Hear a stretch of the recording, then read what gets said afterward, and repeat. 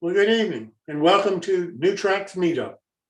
Thank you so much for coming. Hope you enjoy it tonight. Hope you'll tell your friends and hope they can join us in one of our future shows.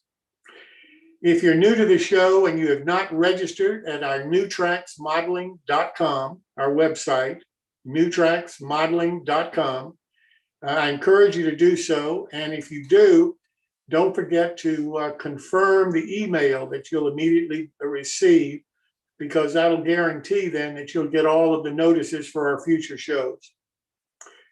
As you know, we've started the Build Along projects, and I think they're going very well, and I'm encouraged by comments I'm getting and what I'm hearing.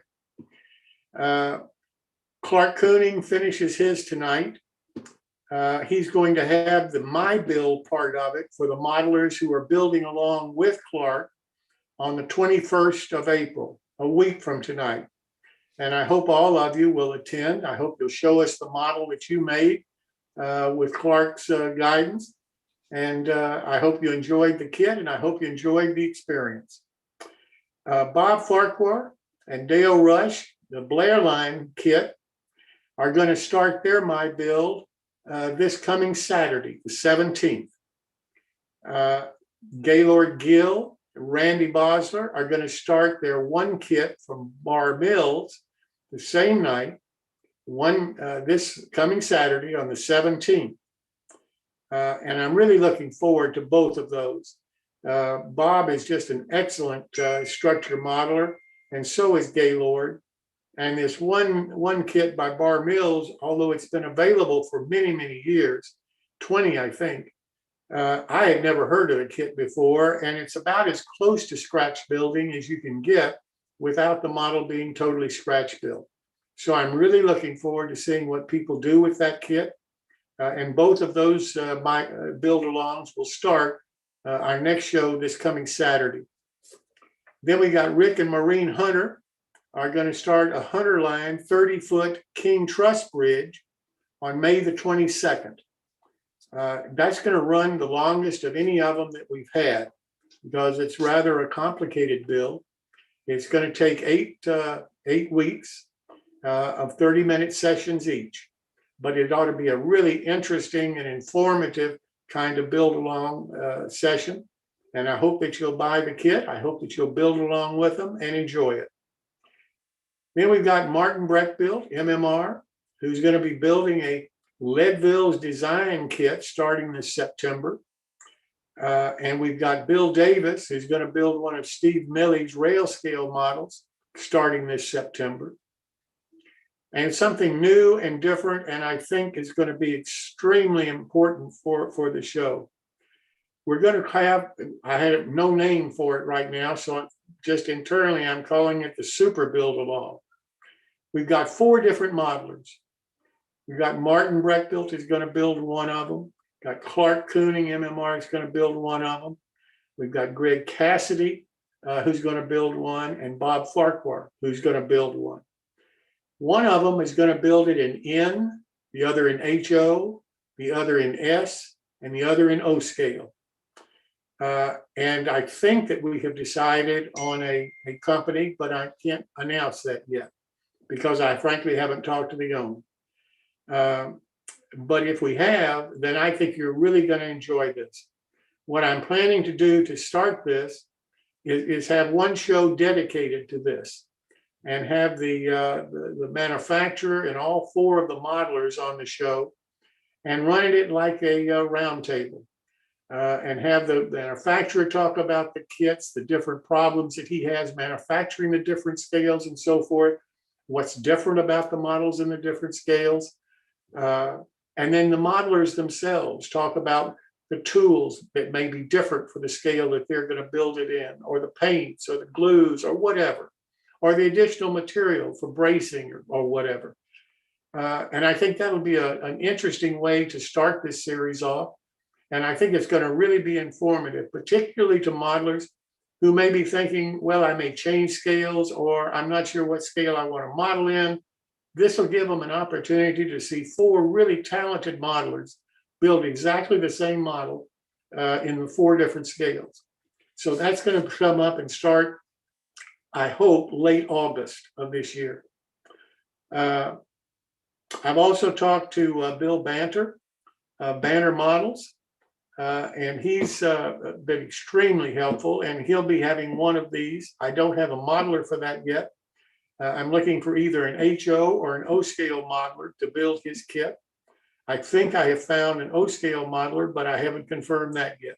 So if anyone is interested in either the Banter HO or O-scale and being a part of the build along session, please let me know and I'll contact you.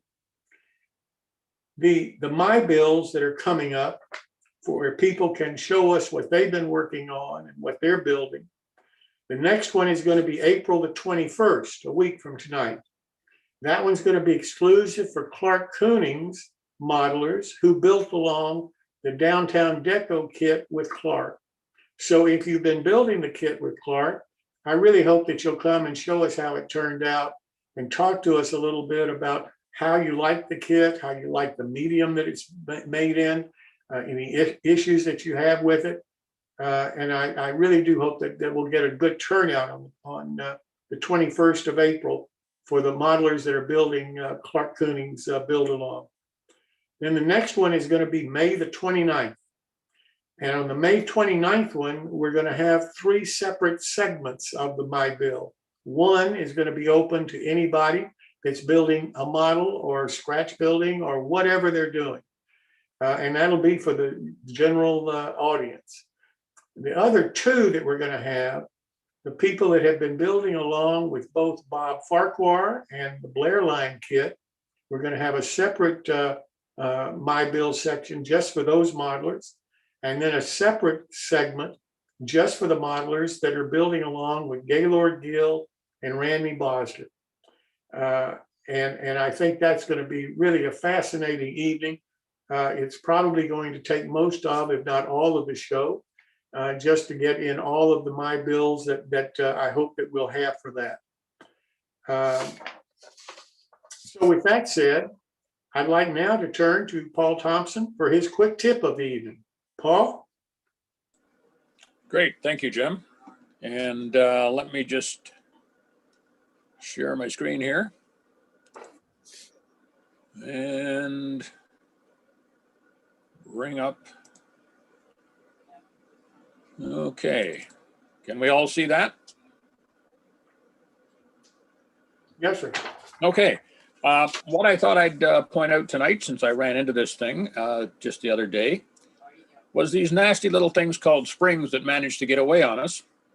And I thought I'd point out that one of the handy little tools that people can get is called a spring pick.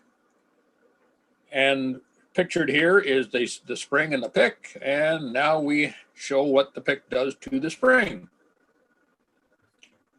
The other thing you'll notice is the green background, which is actually a cloth that you do your eyeglasses with. And what this does is it prevents the spring from bouncing all over the place when you do this on a hard surface.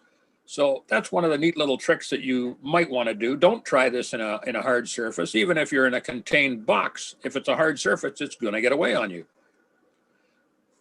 What I show here is 2 picks. One's a fancy one, obviously on the left. It cost me a few dollars when I was on one of my tool buying binges. The one on the right is from KD, and I picked this up out of a sort of a grab bag sale for about a buck or something like that.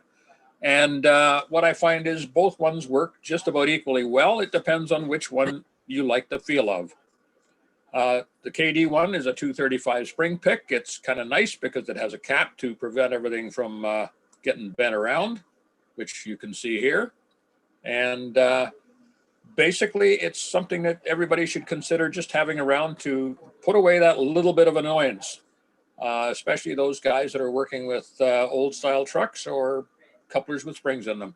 And just remember, if you do it on a soft surface like a cloth or something like that, it prevents the spring from getting a little bit too lively.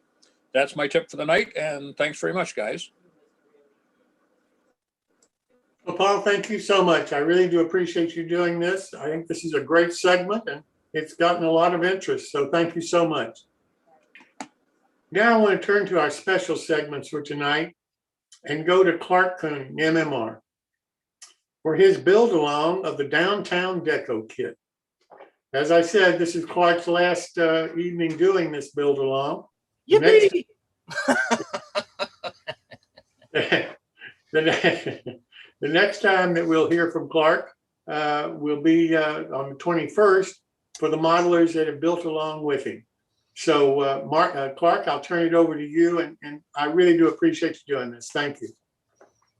Well, today was a crazy day because I finally got the ink at 11:30 this morning, and so everything you see everything you're going to see this tonight was basically done between noon and call it 6:30. Okay, let's see if we can get going.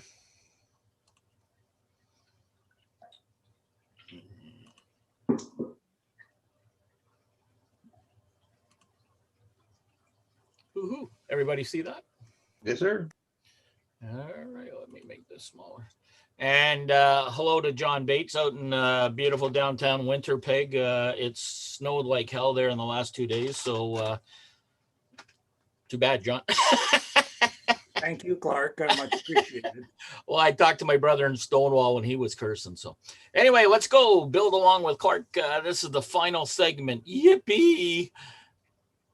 So first of all, if you remember from the last session, we did a review, or we did some signs. Now I'm going to do a little review, and then we're going to talk about a little bit of details and putting it all together and some final pictures. So remember way back when we first started, I said, don't spray the building white to seal it as per the instructions, and to use the matte clear finish. Well, here's the reason. If you really screwed up all the painting you've been doing, you can put a very light coat of white primer on the building and start over now. If you would have put this bright primer on at the beginning, because it is much thicker than the clear coat that we used to seal the building, it would hide a lot of details, because then you would have painted the building twice. So that's why we do that. So you had to wait, 3 sessions to learn that, but that's what it's for. So in case you need to repaint, now's a good time to spray it. So I like the effect. We were talking about painting and adding a little bit of that stucco detail, or the cemented over the brick. And I always have liked that effect. So I used a little gray green and just lightly put it over the patchwork on the structure and let it dry. So as we know, our first timer bar is our project. It's a hydrocal project, and we're going to put the signs on it. So this is a bit of a review. We're going to talk about metal signs, painted on signs, and maybe a hanging sign out front. Okay. So metal signs are general, or ceramic signs, depending on the era, are generally attached to the building. Painted on signs, like the one in the middle, are actually painted into the brick. And wood signs are just that. They're made out of wood, and a sign painter would paint them. So metal signs, I like to use brochure paper, about 180 bond. And the reason is that the bond is a lot thicker than regular paper, and it's a lot more structured, so that when you make the signs, it actually stands off the building a little bit. For painted signs, I like to use tissue paper. Now, tissue paper is like the stuff we use for stuffing gift bags. And this process was shown to me by a fellow named Jack Ellis at Bar Mills. For signs that hang, I like to use styrene sheet to affix the signs and make them all pretty thick. And then I use either regular paper or brochure paper to attach them onto that styrene. So for metal signs, well, we're going to print off our signs on brochure paper, and then we're going to apply any weathering first to make the signs weathered. And we do that in the full sheet rather than having them cut out. Then we're going to use a sharp blade and cut out the sign neatly, and then take a black magic marker on an angle from the back. We're going to do all the edges. So here's the signs that I finally got to be able to print off, because I got the ink. And here's one on tissue, and here's one on the regular bond or the heavy bond paper, and here it is here. Now I'm applying a very light wash over this. You can use a white, you can use a black. I used a little black, and just to wash it before I even cut it out. So then we're going to cut them out and use a nice sharp edge, a metal edge that you can cut up against, and a nice sharp X-Acto knife. Once you're going to come out, I like to add a little more weathering, and I use burnt umber and a dry sponge, and I really get the paint off of that sponge before I touch it to the signs. So here's what the top one looks like, with a little bit of rust added to it, because remember, it's supposed to be metal, and the other one hasn't been touched as of yet. Now you can see the difference of adding that black magic marker. See how it gives it like a nice black outline? You can see down here where the bottom of this sign has not been done yet, and you can see that white. You don't want to see that white when it's on the building. Again, we're going to use that black magic marker, and from the back, blacken it up. Then we're going to dry fit the sign onto the building. Make sure you get it nice and centered and square. In this case, you can use a brick row to give you a baseline. So then we're going to use some white glue to secure the sign to the building using a plastic bag over your hand. As I mentioned before, if you don't put the plastic bag over your finger, that glue will come up through it. It will smear the ink of the sign too. It will tend to want to curl up around your finger because of the glue, and then you pull your finger up and the sign stuck to it. This way it will not stick to the bag. Now the other ones that I really like to use, I like to use these rubber paint brushes, as I mentioned before in my tools, tricks, and in previous clinic on doing the signs here. I really like these big rubber brushes. Now this one is sort of got an angled flat spot on it, and it's really nice to position the sign in place. Okay, so as I mentioned, I learned this sign from, or the printed signs from Jack Ellis. We're going to use tissue paper, just like the stuff they use to stuff gift bags. We're using a white one, obviously. Cut a piece of tissue paper slightly smaller than the regular copy paper, or again, use the brochure paper, which I actually prefer. Use some 3M Scotch tape to tape the tissue paper onto the regular bond or the brochure paper. And then we're going to feed the tissue paper through your printer, printing the signs onto the tissue paper. Let it dry. So what can signs do? In this case, in brick signs, it can give structure identity, or it can sell a product. So again, here's our tissue paper. We're going to tape it down onto the sheet, and it's ready for the printer. Make sure you insert the tissue paper into your printer properly. Ask me how I know. The most printers will print on the side down facing side because it comes out on a roll. Okay. So I usually, just to prove that, I take a piece of paper and put non-tissue side and up. And when it goes through, look at that. It prints on the tissue side. Woohoo! Third time is usually the charm. So now we have, these were the signs printed on just the heavy bond. And now here it is on the tissue. So we're going to gently cut the signs from the tissue paper, and do this gently. You want to use, again, a very sharp knife. Now, the two top signs are out of the tissue, and you can see the difference in thickness. These things are tissue thin. And we're going to use that as the painted signs. Again, we're going to do the same thing. We're going to use some white glue. We're going to put it on. We're going to use that plastic bag over our finger again, and we're going to push that sign into place gently. Or we can, again, use our rubber brush. Now, this is where it becomes a little different, because you want the sign to be molded right into that brick. So I love these sharp rubber brushes. I should have turned actually that picture on an angle, but it's actually V-shaped. And when you run it along the brick lines, it will push that tissue into that that crevice. Now it's not very deep, it's not very thick or anything, so you have to have a nice sharp sort of edge to that rubber brush. And always start at the top and work your way down, because if you start in the middle somewhere, what will happen is you will actually pull the sign in. So by starting at the top up here and going across, you'll push that in, and it will affix itself into the brick. Now you can also, what I did, I took a little X-Acto knife and I kind of just peeled this corner up, so I have like a real faded look to it, like the brick is, the sign is coming off a little bit. This one, exactly the same thing. This is the second part of this sign. And you can see here where I've pulled the brick away, and over here on the corner, I should say, pulled the tissue part away, and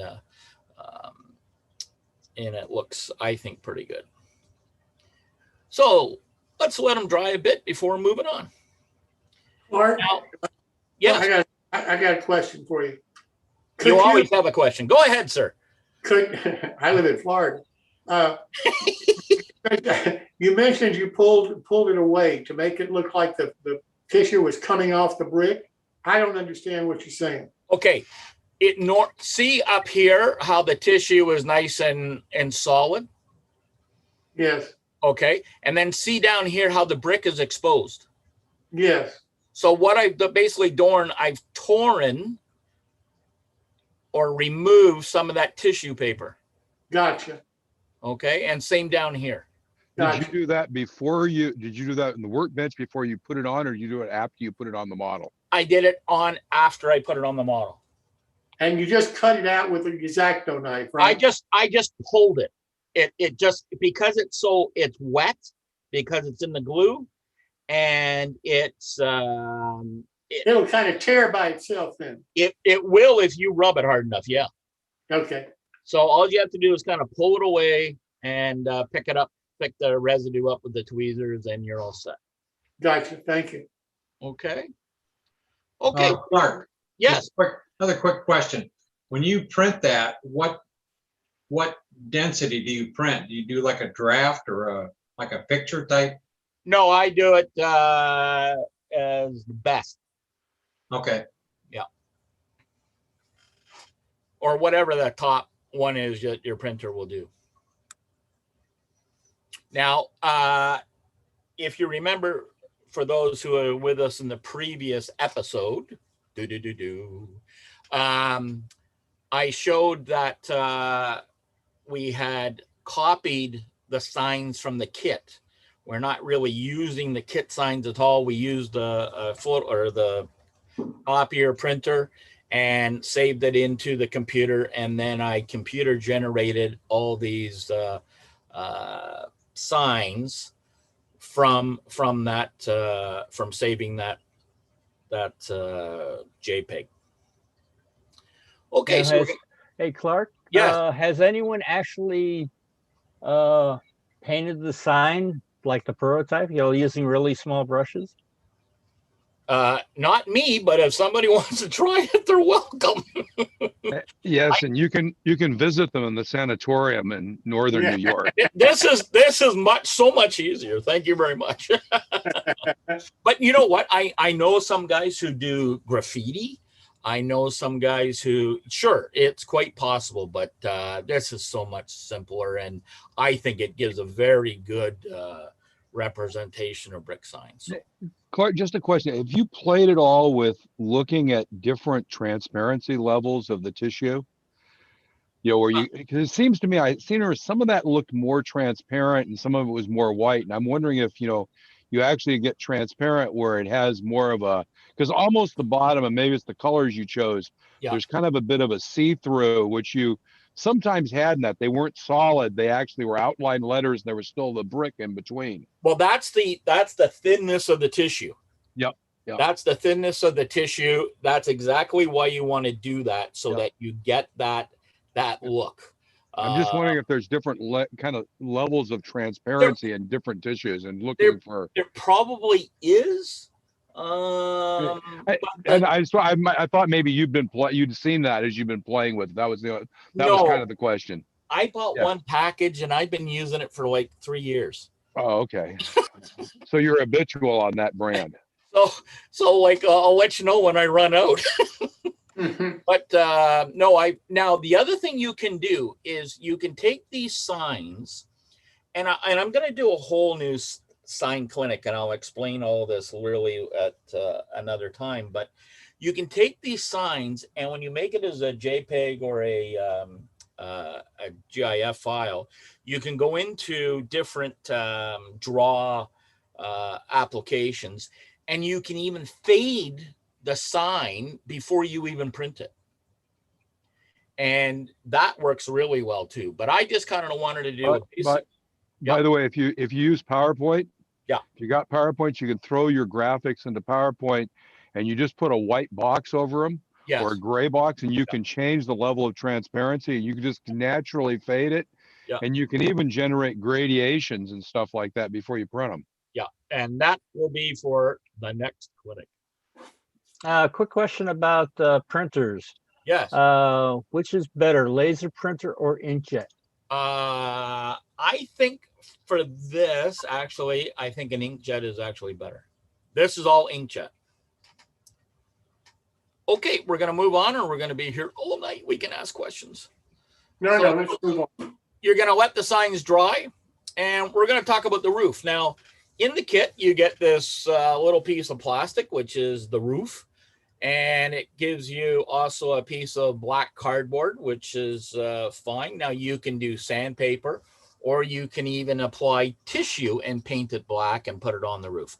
I did it really simple. I did it with what the kit came with, and so all I did was glue the black paper onto the roof, and then before that, though, I sized the what I call the subroof. I tested it dry first, and then I glued the paper on and basically glued it into position. And I didn't put any of the. You can normally on a bigger building, you'd want to put like a little piece of plastic or a wood and make a railing so that the roof would sit on it so it's nice and square. This building is so small that it just snapped right in and glued in place with a little sanding and cutting to get it into the right shape. So I didn't really worry about it too much. Once I had the black paper and it was glued into position. Okay, we're getting close. So now the doors, if you remember from our last episode, we painted the doors just with this Krylon camouflage to give it a quick spray and let them dry. Now you're going to put glue the glass inside the door. You're going to have to trim that glass piece to fit the door, and you want to make sure it covers the dormer windows and the major window. Once you got them sort of dry fit, you can glue them in place. And this is what's happening here. Now, I'm going to put a little downspout on the model. And I love working with styrene for this one purpose. Now, in the kit, he actually gives you some metal pieces. It can be either used for the sign that hangs off of the building, or you can use it as a downspout. But I like the styrene. I used 1/16 rod for this. I dipped one end in some testers, in this particular case, plastic solvent. Remember, liquid plastic is not a glue, it's a solvent. It actually melts the styrene. So what it does, it softens the styrene, and then I used a little pair of pliers and just make the bend to make the end of the spout. Once I have that, I just measured it for size, painted and weathered it, and glued it in place. Now, the nice thing about this, remember I said, if you don't sort of fix that joint along this building where the sidewall joins the front, if you have a little gap, these downspouts are perfect for covering that gap. You know, most really good modelers know how to fix errors. They may make them, but they know how to fix them. And that's a real easy fix. You can put it down. Or at least hide them. Well, that's right. Okay, so then once I sort of had everything in place, I take a very thin, and I mean thin, black wash and go over the whole building, signs and everything. And next thing we got to do, it comes with a little step. So you're going to clean up the little step, and I just painted it some gray. And I stuck the step in front of the bar. And we're going to talk about adding a couple more little details. So here it is mounted. You've got the downspout. You've got all the signs. Our step is sort of glued in place. You know, our sign looks pretty good. It's readable yet faded. I didn't put a hanging sign on this one. I just put this little bar sign up on top. And our friend the seagull seems to enjoy it.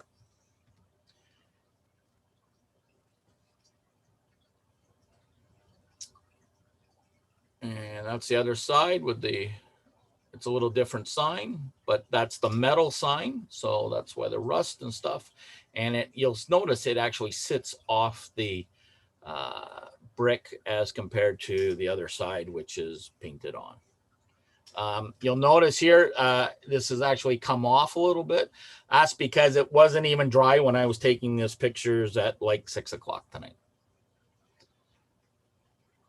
And all I did was put a little garbage can out front. I have this old light. You could put a light inside. You could put one of the plug and play gooseneck lights would look really good over the top here. And that's kind of how it's done. So now, any questions?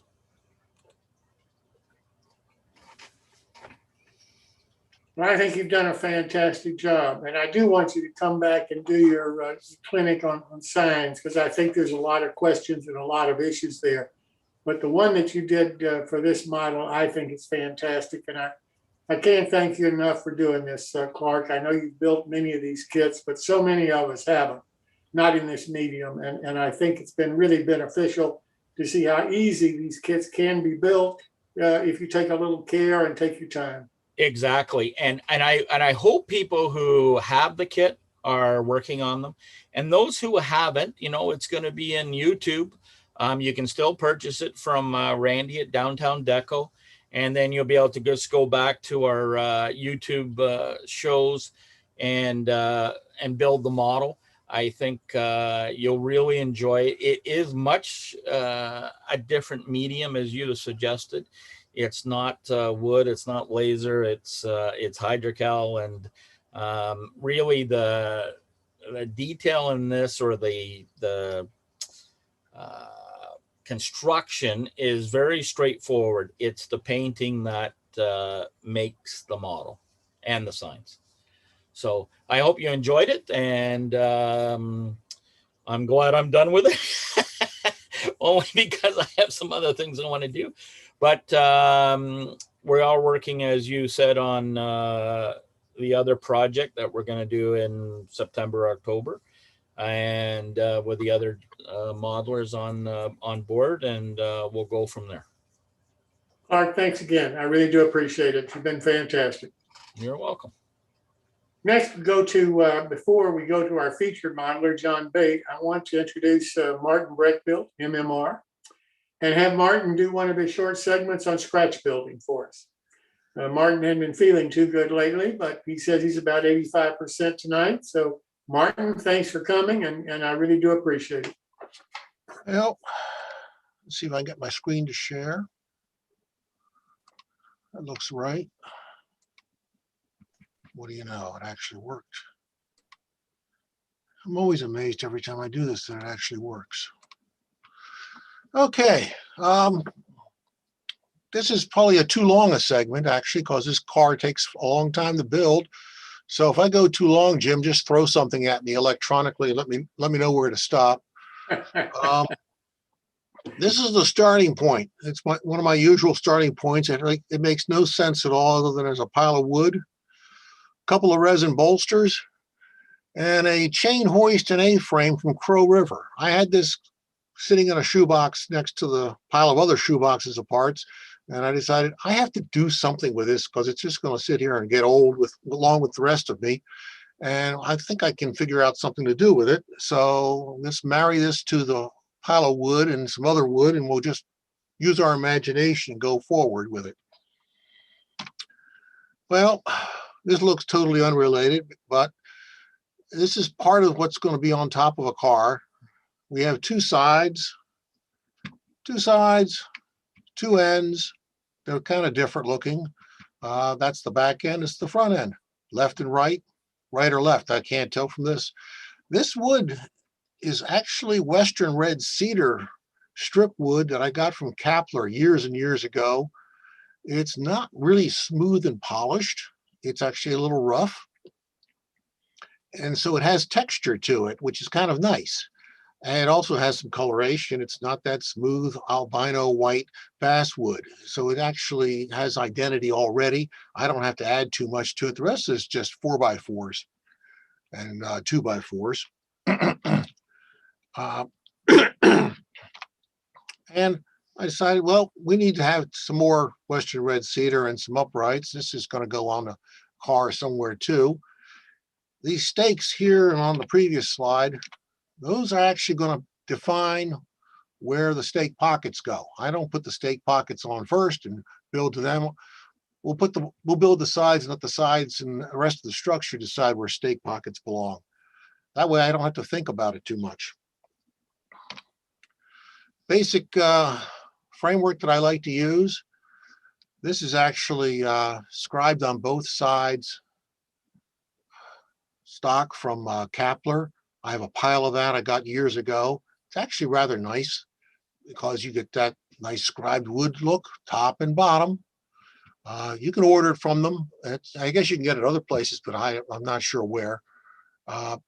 Trick here, of course, when you're making your own bolsters out of resin is to make sure you do drill and tap them before you put them on the car. Drilling and tapping them afterwards is possible, but it's really kind of annoying, particularly when you're on the tap through too far. You pop the thing through or the tap comes to the top of your car. You can see I've got the brass stake pockets. These are from they're All Nation. So they've only been out of production 30 years, but All Nation is coming back. John Wubble bought the company and he's bringing it back later this year with a little bit of luck. So he'll be having parts out there for modelers in O-scale soon. He's already putting out a lot of 3D stuff, printed stuff. So there's the two sides. They drop right in. Well, of course they drop right in because I use those to define where the doggone stake pockets are going to be located. So they better line up. There's little holes in here. There's actually nut bolts and washers I drop into the holes as opposed to pins. And yeah, I use a lot of Tishi. This one's all Tishi parts, Tishi nut bolt and washers, inside and outside, because if you can see the inside, you might as well put them on the inside. Just drill right through the whole thing, put one on both sides. Start putting it together. Well, here are the two sides dropped in. They drop right in. Here's your back wall, front wall. I haven't attached them yet. It's removable. So I took it back out, put it back together here, added a bench on the inside, all kinds of nut bolts and washers on the inside, outside, all around. And then that one wall, I decided, well, needs a door or needs an opening. Well, it's just strip wood. You know, sharp scalpel solves all problems with wood. You can just take it apart, cut a section out, put another piece of 4x4 to brace it up together. Don't worry about it.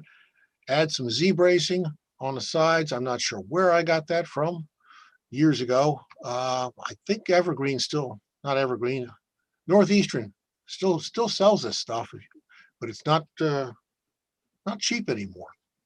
It's a lot of fun drilling a lot of holes and using real fine, even an O-scale, those are kind of small. So put it all back together and put it back into the stake pockets. I never actually glued this down.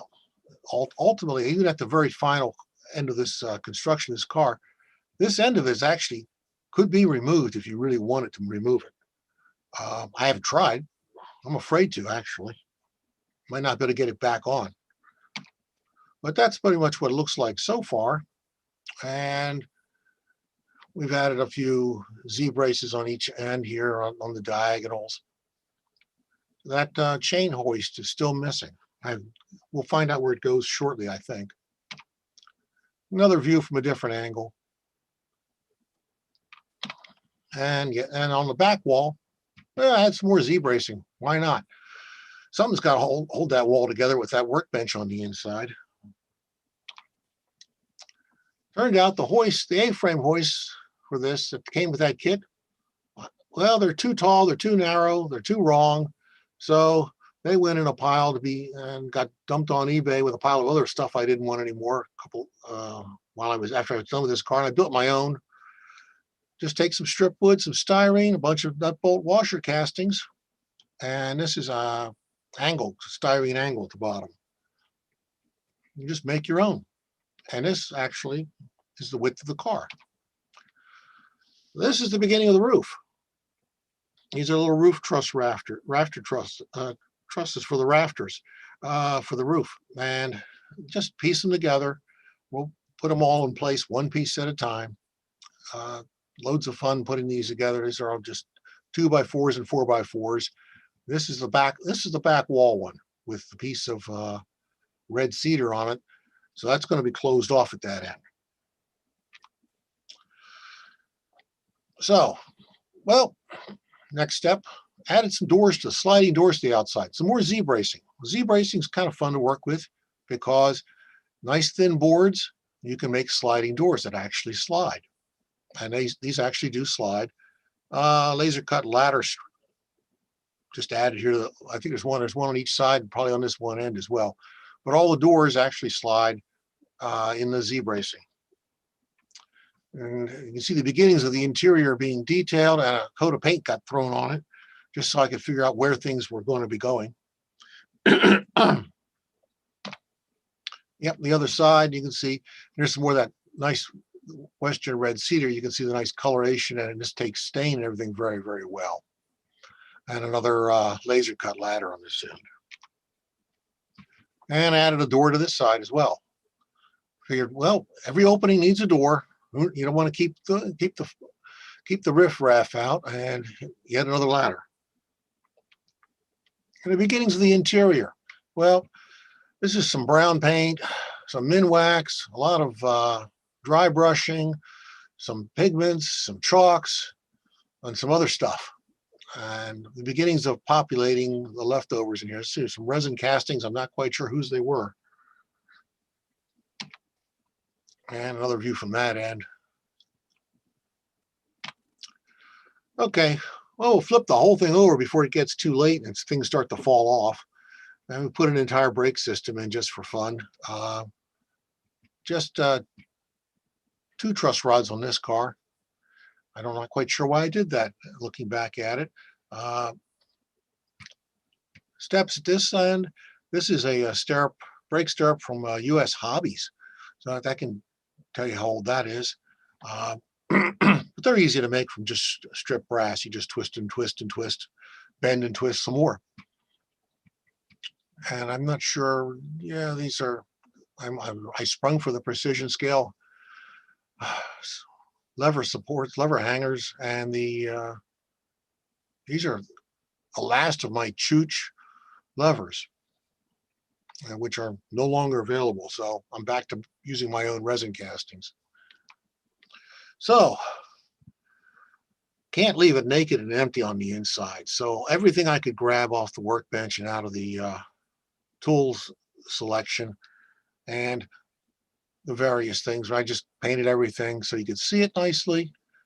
Nice, whatever this is, gear in the vise, hammers, more wrenches and pliers, a lamp, oil, gears, another anvil. You might want to really hit something really hard, like the person who assigned you this job. But I put, there's doors.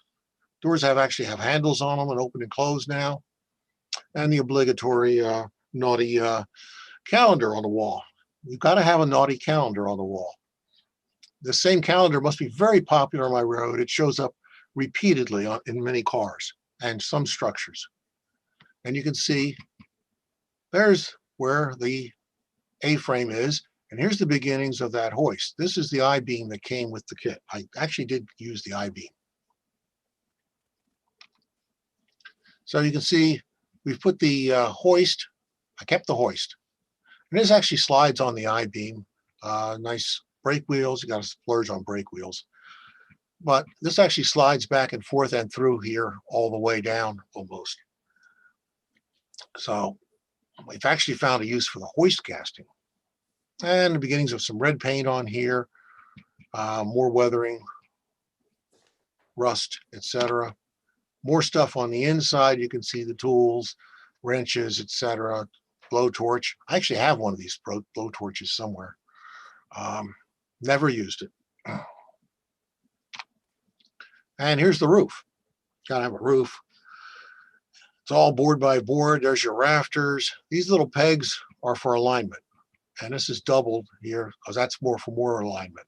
This just snaps in to the opening in the roof area of the cab there. There's the exterior of it. It's got a lot of gaps in it because it's something else is going to go over. That's not going to seal it. This opening here is left so that I-beam actually fits into that. So yeah, this little slot here. So this slides in, drops into the I-beam, and then these two pegs drop into place, and that's what holds it in place. We put a metal roof on, little strip over the top, populate the tools out here, another tool bench full of tools and miscellaneous rubbish, more stuff over here, a barrel or three. More of these two guys yammering each other. These are the brothers Daryl and Daryl.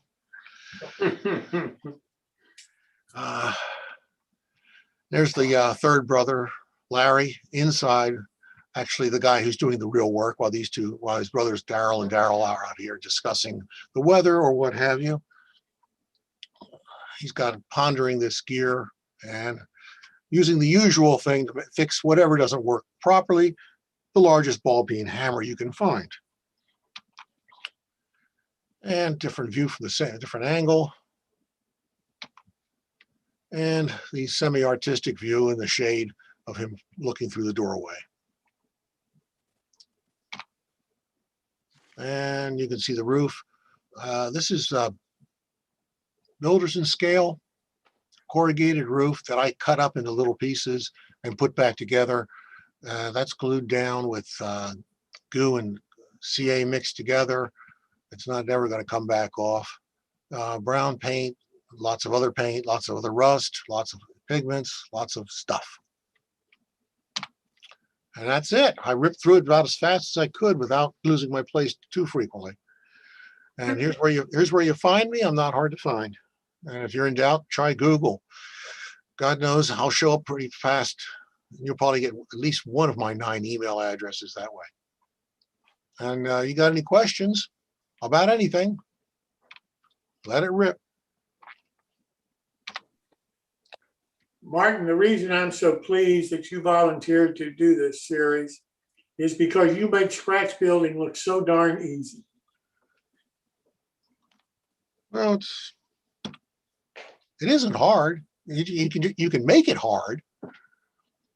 I mean, you can make anything as hard as you want to make it. It's being a little bit of laziness and a little creativity go a long ways. Yeah. Well, and maybe more models will try it after they've seen how easy it can be done, because it's not rocket science. It's just take your time and be creative.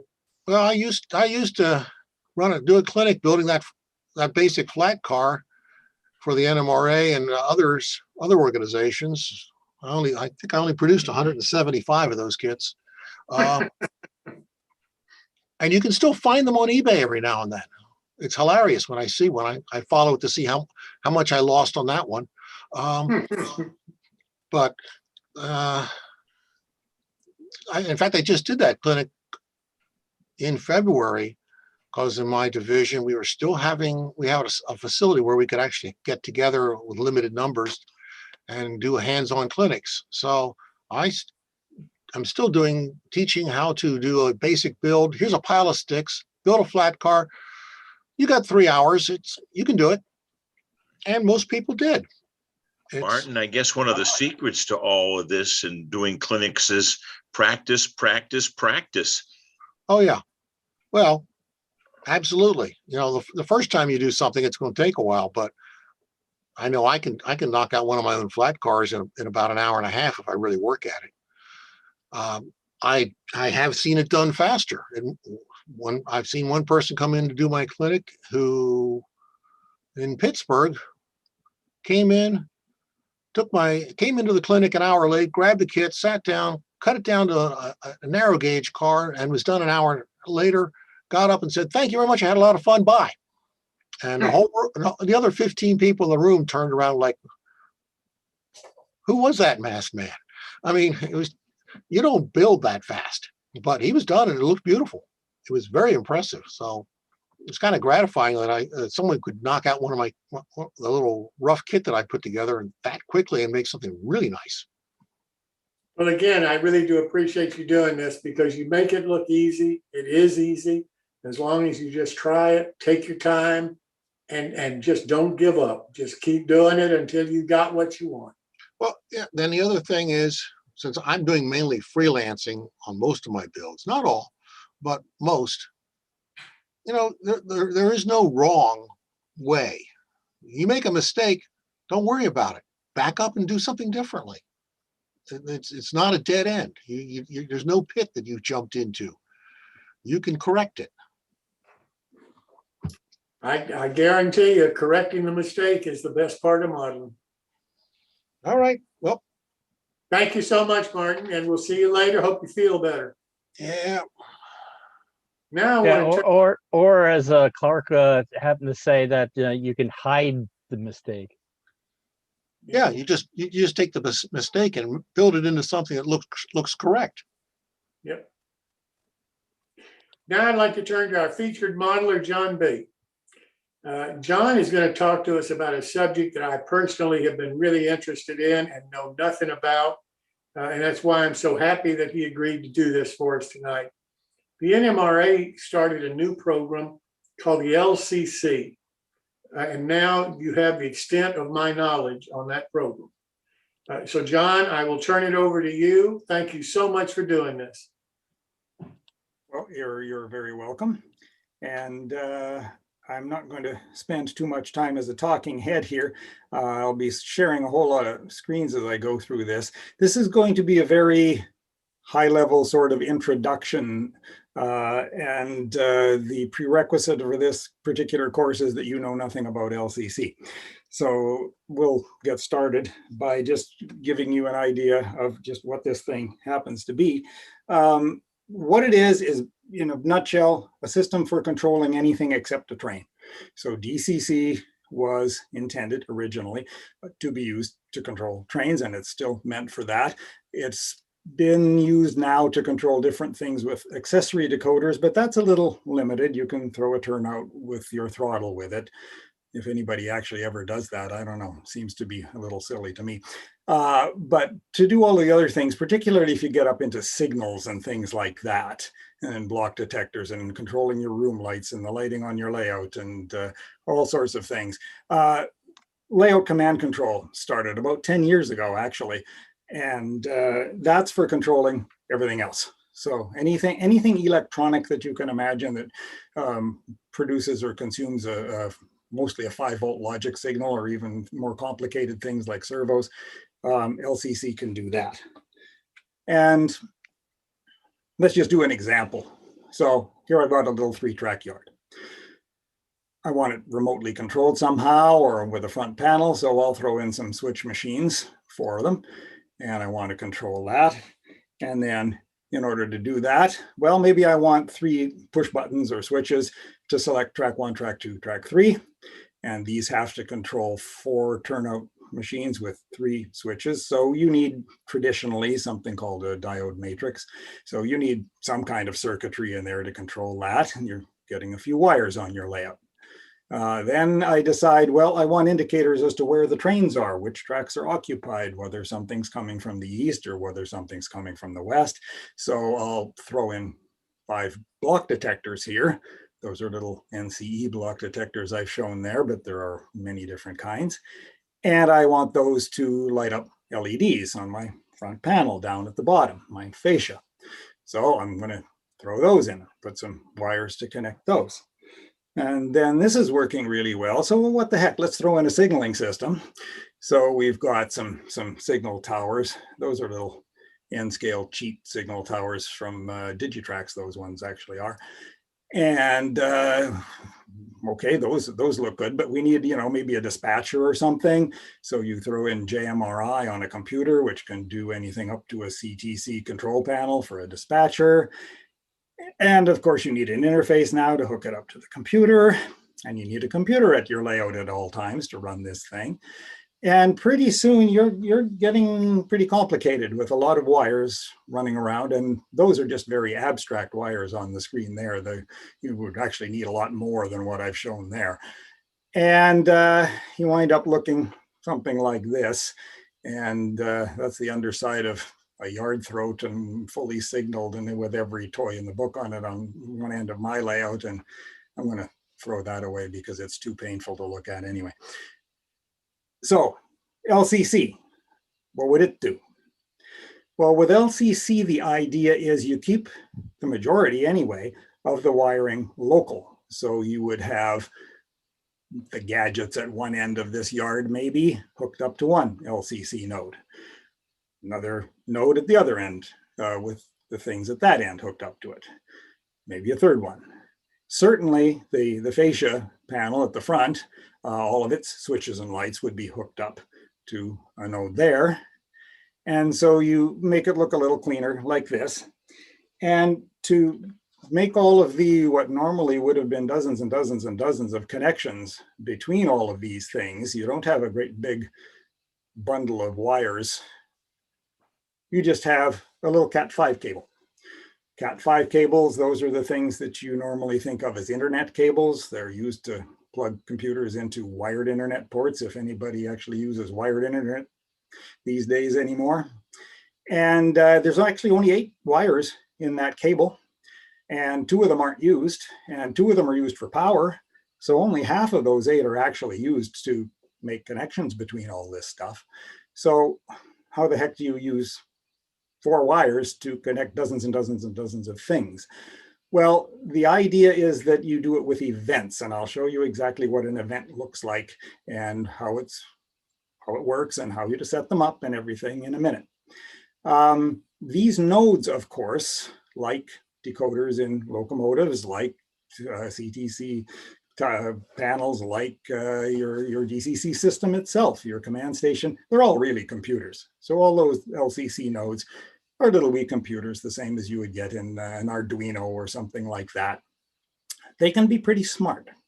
They can figure out a signaling system all by themselves without a computer involved. They can figure out the most complicated routing sort of algorithms you want. They could pretty much control this stuff in any reasonable way that a model railroader would ever want to control them. You can run this thing so that it powers up and it's there and it's running, no computer involved. Sort of. I will explain the sort of at the end. So what happens here? Well, what happens when one of these buttons gets pushed is it's connected to an LCC node with one of its pins, one of its input and output pins. And the LCC node watches for that and says, oh, hey, something just changed on pin 5 or something. A button was pushed, a train showed up, a turnout was thrown, something. And you can say, oh, when you see that happen, tell everybody about it, generate an event. So there's an event. This LCC node just produced that event. So we talk about producers and consumers. Any node can produce an event anytime it wants in response to anything that happens. And so this LCC node just produced an event, and you usually see events, they look like that. They look like 8-digit hexadecimal things. And unfortunately, in the NMRA magazine, some of the articles about this started off by explaining all that and what all that hexadecimal stuff is. Forget it. You do not need to understand that thing. You just need to know that there is this magical, incomprehensible thing that means somebody hit that switch.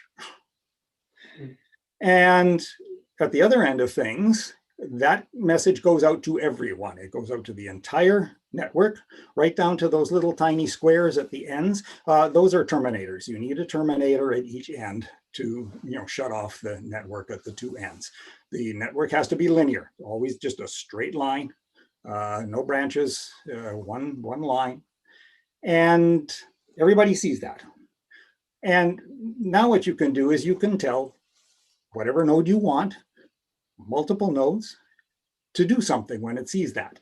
So the LCC node on the left end there says, oh, when I see that particular event, I'm supposed to change these turnouts in a certain way, make that one straight through and make that one diverging or something.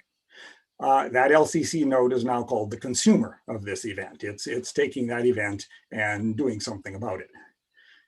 Anybody can consume an event. Multiple nodes can consume events. The same node that sent it can consume an event. Anybody.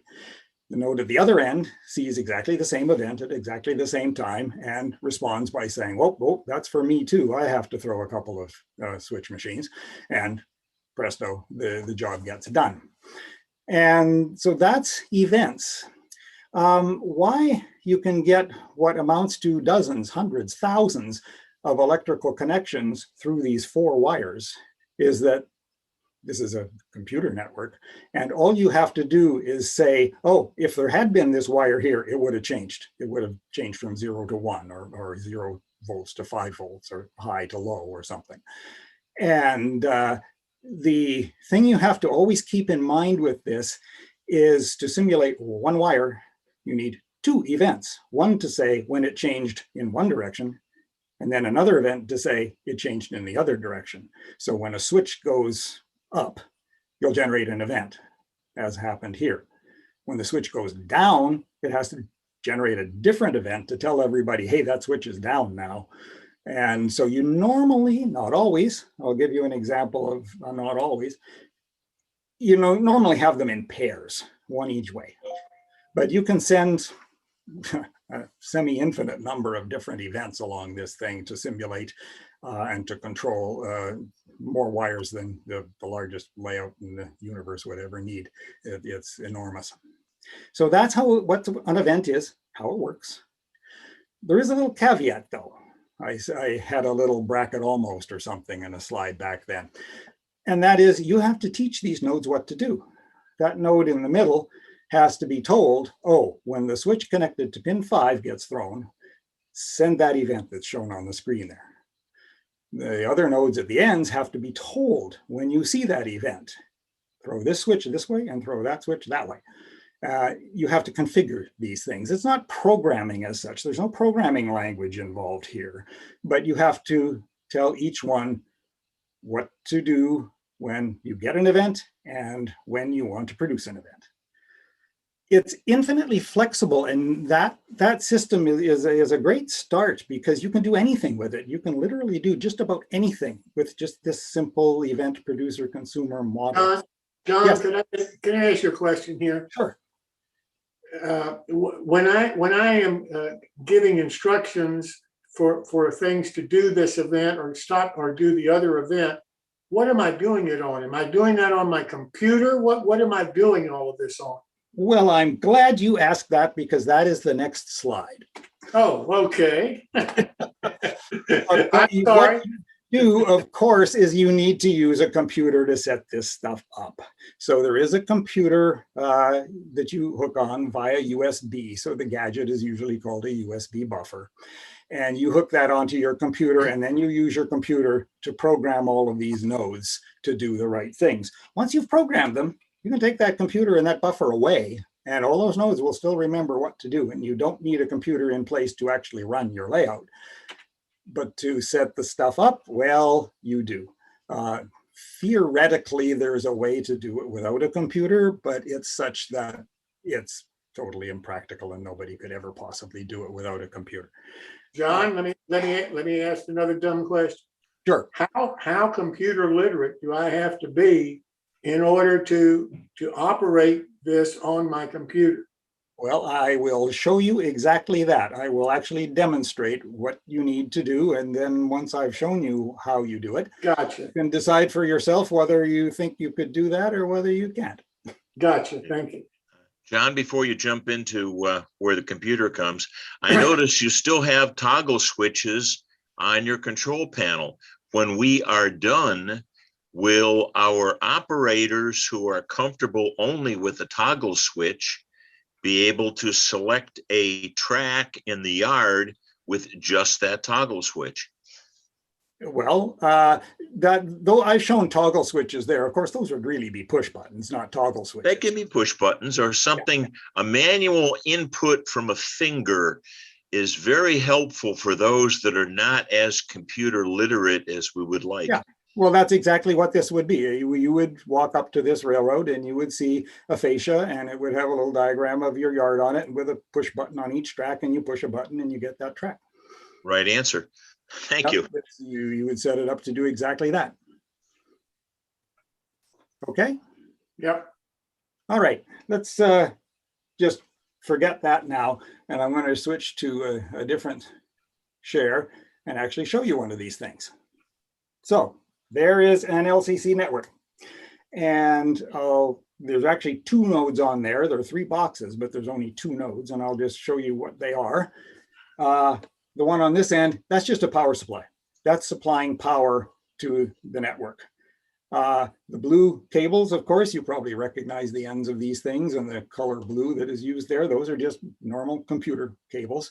They have to be, for some bizarre electrical reason, at least 1 foot long. They can be very, very long, but they can't be less than a foot for some reason. This one in the middle, that's what an LCC node looks like. So this one happens to be a signal LCC by RR Circuits.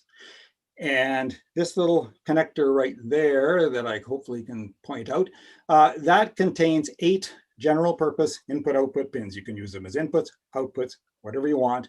They're digital logic, 5 volts, 0 volts sorts of outputs. You can get things that plug into them that control more complicated things like relays and servos and stuff like that that requires a little bit of guts and a little bit of power.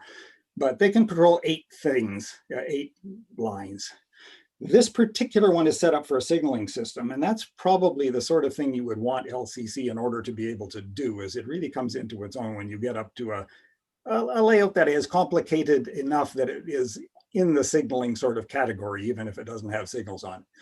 These 2 little connectors on the sides, they would drive 16 LEDs and in signal towers, presumably. And it has some fancy stuff for setting up signals, and it's meant for controlling signals. I won't use those. I'll just concentrate on these 8 general purpose ones back here. And the third thing is this guy, that's my computer interface. And so we have just an ordinary USB cable here running off to the computer. And on the other side, we just have a wall wart powering the thing. But there's your things that are going to be in your layout, just like that. Okay, so that's what it looks like. You can get these things from RR Circuits. Oh, there's the name of them right there. To set this up and try it if you want to, you would buy 1 node. They have several different kinds. And all of the rest of this stuff comes as a starter kit, including these 2 little guys at the ends, which look sort of like memory sticks, thumb drives, USB drives, whatever you want to call them. And those are the terminators. They just plug in place of a cable, 1 at each end. So that's what it looks like. How you control the silly thing. Okay, so how would you program that thing? Right now, I've set it back to just as it comes out of the box. It doesn't know how to do anything. And let me show you how you would program this thing. What you would do is use good old Panel Pro, part of JMRI. So JMRI, we've probably mostly heard of that, and use it for Decoder Pro. There's also Panel Pro. JMR is really more like a suite of programs rather than 1 program.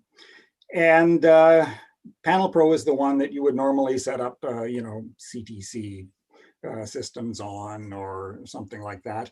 But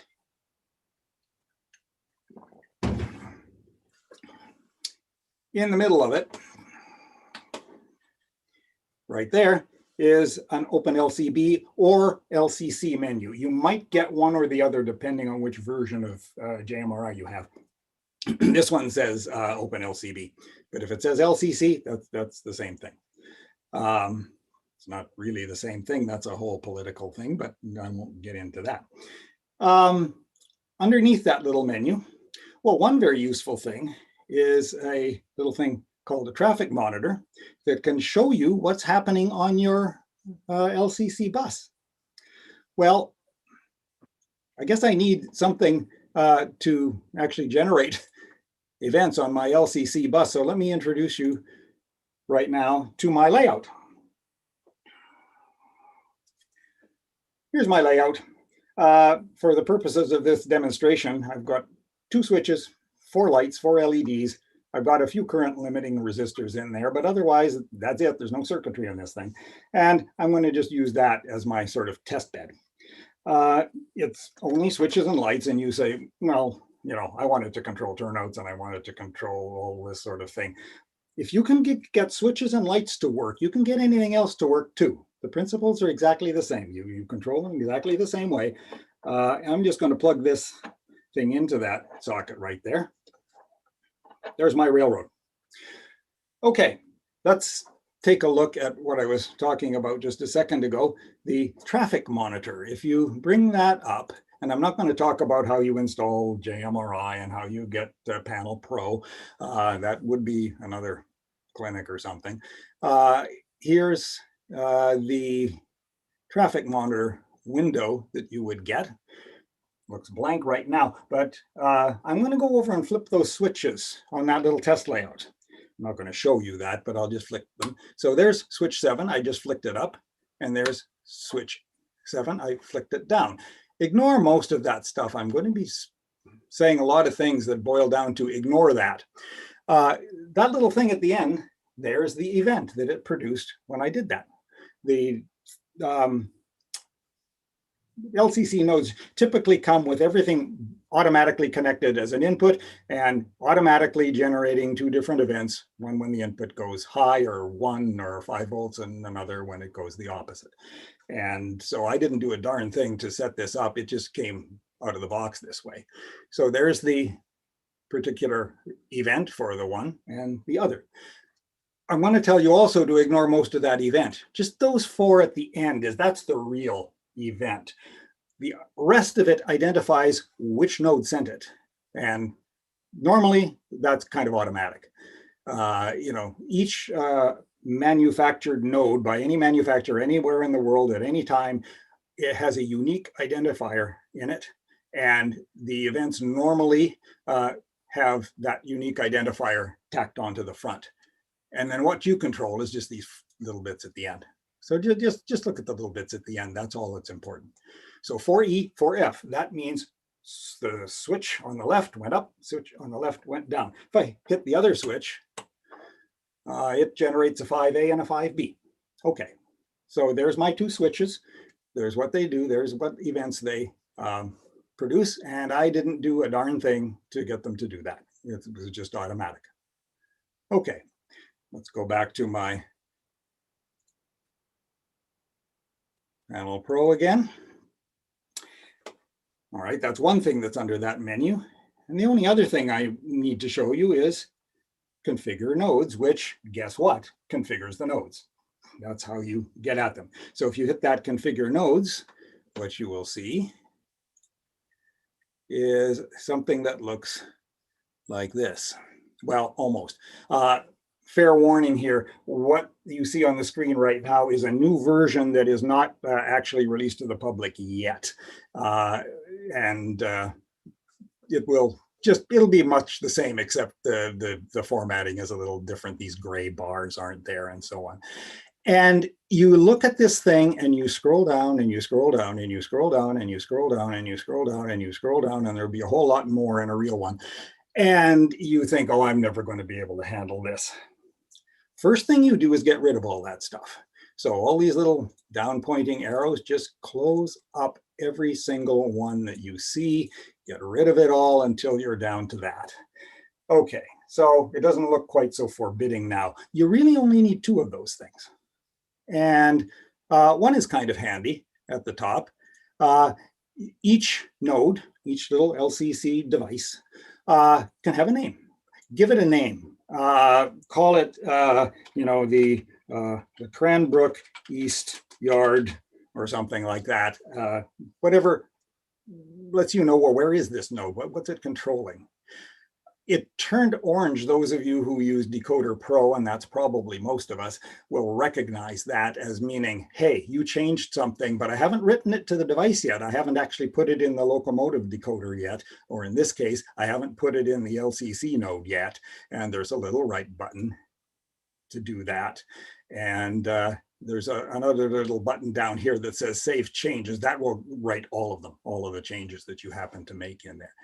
And now that I've done that, I won't go over and do it, but in the list of those that you get, you can see actually, well, maybe I should go over there and show it to you. Can I ask one quick question before you do that? So certainly may. do all the LCC nodes as manufactured have a unique identifier then? They do. It's a globally unique identifier. Each manufacturer, a piece of those 6 bytes is assigned to each manufacturer. Actually, every NMRA member has his or her own one. So if you're an NMRA member, you have a unique code that you can put on all of your stuff. There are many, many, many of these things, and they're globally unique. So, and this is really unlikely to happen in my opinion, but if you took a module with LCC stuff in it and went to a big modular layout and plugged it into everybody else's modules, your nodes are guaranteed not to produce the same events as anybody else because they're going to be globally unique. Okay, when you first open up, and I skipped this part, when you first open up your configure nodes thing, what it'll do is it'll give you this. It'll give you a little look at, here's your whole network, your whole LCC system. There's 2 things on it. What are they? Well, if I hit the little plus sign, this one says JMRI Panel Pro, excuse me. That's the computer interface. That counts as a node, and that's talking to JMRI right now, which I'm seeing and using. Here's the other one. Hey, look, it says Cranbrook East Yard, misspelled. That's what I just did. I just called it that. So if you have a whole bunch of nodes, you can easily name them, identify them, tell which one it is. And inside here, there's the configuration dialog, which is the other thing I just showed you. You can see it's on a circuit signal LCC. It's called the Cranbrook East Yard, a little bit of information, but it's this thing, the open configuration dialog, which opens the thing that I already showed you. John, when you're doing that, if you generate a typo, which often happens, can you go back and change the name of the node if you blow it first time? You can change anything at any time. Nothing is in write-only memory, as it were. Now, okay. Everything is configurable. I could go back and correct my R there and put it in lowercase. That wouldn't be a problem. It wouldn't even affect the events because the events are the same hex code no matter what it's named. Thank you. Good. So I named the node. The only other thing that you need, unless we get into conditionals later on, is here's the thing that allows you to control those 8 pins. So here we go. Here's the thing, and it's not too long. Line 1, 2, 3, 4, 5, 6, 7, 8 along the top. So this allows you to control what's going to happen with each of those 8 pins. Let's start with number 7. I happen to have connected that first switch up to pin 7. I didn't pay attention to what pins I was connecting them to. I just connected them all up. I'll give that a name. That's the left switch on my particular little fancy layout here. And now it's going to actually label the tab that way so you can tell which of these 8 things do what later. It's the left switch. Next thing is down here. Normally things will be either an output or an input. By default, they are an input, not an output. So output is set to no function at all. Input is normally set to active low. Electronically, people, including myself, like to wire things up active low. So 0 or ground activates the thing, and 5 volts or high deactivates the thing. There's a very, very old electronic reason for that, dating way back to the 70s, but it's kind of stuck around. You can wire it the other way if you want, no problem. So I'm going to just leave it that way. This is an input. You notice one of the other things is, when you click on these menus, you'll get all sorts of, alt action, low, alt, what the heck is all this stuff? Yeah, don't worry about it. Disabled, low, or high. Stick to those until you get into the advanced class. No worries. Just ignore everything else. And likewise, output function, not there at all, or active high or active low. When this thing is active, do you want it to produce 5 volts or do you want it to produce 0? Which one is the active or on or going state? Just stick to those 3. Look at all these other things it can do. Yeah, never mind. Just stick 3. You don't need the other ones for very much. There are delays that you can program to make really fancy sorts of things in here. Ignore that too. Here's the important stuff down at the bottom. Each one can produce and consume events. So up here at the top, the little c is to be a little mnemonic for these are consumer things. When you see this event, when this event occurs, blah, do something. Down here, there's 6 more events down at the bottom here, and these are the producer. So this says send this event when this happens. So right here, I've got a switch. I don't want it to consume anything. It's a switch. I want it to produce something. Normally inputs produce things and outputs consume things. You can do it the other way around too. Sometimes there are weird cases where you do it the other way around, but I'm just going to go down to here and say, okay, when the input goes on, and that's the switch is up in my case, you can wire it either way. What I wanted to do is send this event. Oh, hey, look, there's that little 4E I was getting. That's exactly what I was getting by default. I'm not going to do anything with it. I could change that to whatever I want. I could change it to, the stuff at the end to 1, 2, 3, 4 or something if I wanted to, or 0, 1, 2, 3. Doesn't matter, but I won't change it. That you almost always need 2 of these events. You can have up to 6, but in this case, I just want an event saying, hey, the switch went up, or hey, the switch went down. So event 1 and event 2 are going to do that. Notice that event 2 says when the switch gets turned off, the other one said on, this one says off, produce this event. Oh, that's the one ending in 4F. So this one said 4E, that one said 4F. So there, if you want to change them, are the 2 things that happened by default that made that switch do what it did. I'm not going to change them. I'm just going to leave them the way they are. But if you wanted to change them, that's where you would do it. So there's John, yes, hey, John, this screen is particular to the Railroad Circuits Signal LLC. How did you associate that? Sort of. I didn't, is the short answer to that. This JMRI Panel Pro, how it works is it sends, and if I disconnected everything and reconnected it again, I could show you doing this. When you first open up this thing, it sends a signal out to that node and says, hey, tell me what all you got. The node ships back something. It's in a format called XML for any computer geeks in the audience. And JMRI uses that to populate this screen that I'm showing you right now. A different event, a different node from a different manufacturer would populate it a different way, but it's all automatic. It's the node that is sending all of this to JMRI, and JMRI is very obediently displaying it for me. But What happens if you have 10 nodes? Well, this is per node. I got this by clicking on, let me configure the Cranbrook East Yard node.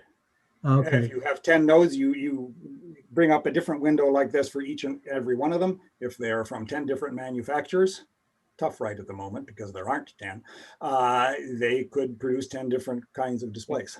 So John, it does auto detect for every node in the LCC bus? Yep. And then you select which one you want to configure? Yeah, so in my little menu, let me just go back and share that screen for just a second. So in mine here, this is the window that I got when I first opened it up. And I only have 2 nodes on my little baby network, so there only are 2 things here. If I had 10 nodes on my little baby network, I'd have 10 things there. And I just pick which one, like the Cranbrook East Yard here, that I want and say, hey, open the configuration for that one. Great, thank you. And I would get it. Right, I think there was another one there somewhere. No? Okay.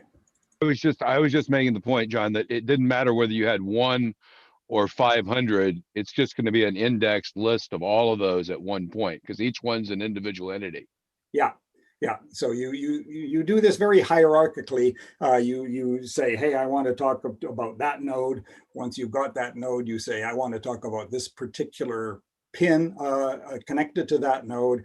And then you've got up to 12 different events that are produced or consumed by that particular pin on that particular node. So you burrow down to the stuff that you need. Okay. Let's go and do a more interesting one where I'm actually going to change something. And I happen to have the first light on my little test layout there hooked up to pin 5. So I will call that the, I don't know, leftmost LED. It's a good name as any for it. And I'll make that change so we can see it up here in the tabs. Okay, this one is an output, controlling an LED. So I do want it to be an output, and I wire my LEDs as active low rather than active high. So 0 will make the light go on and 1 will make the light stay off.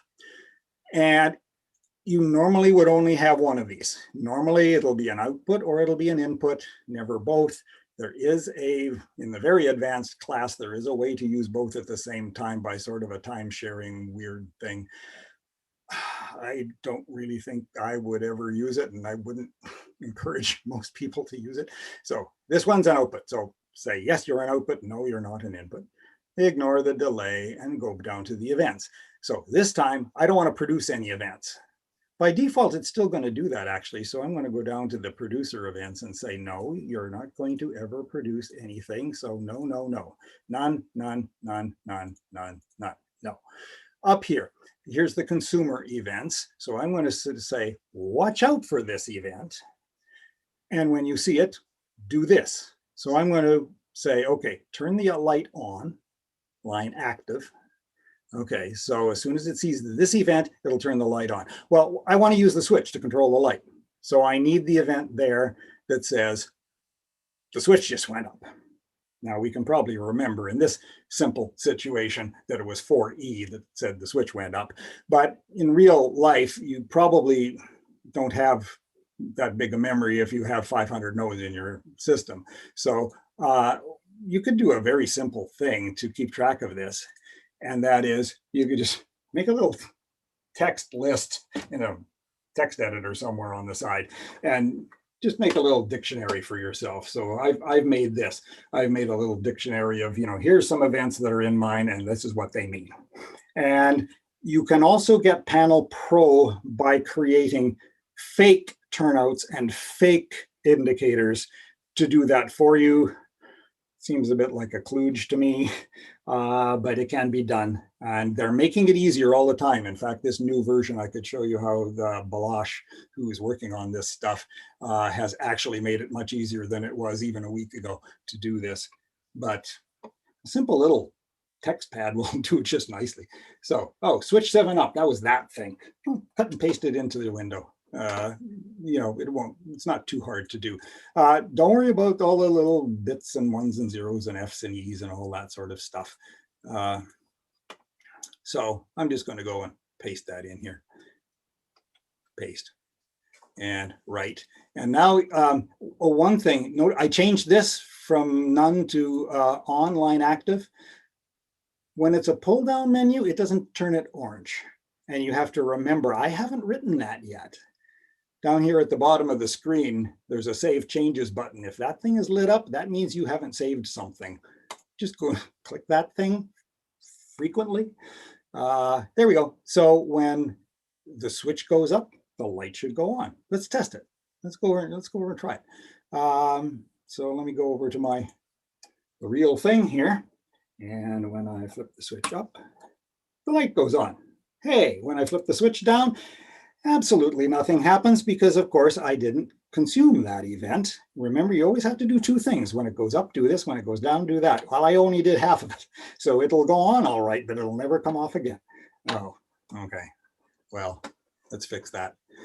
I will go over and go back to my, keep making you seasick changing windows all the time here.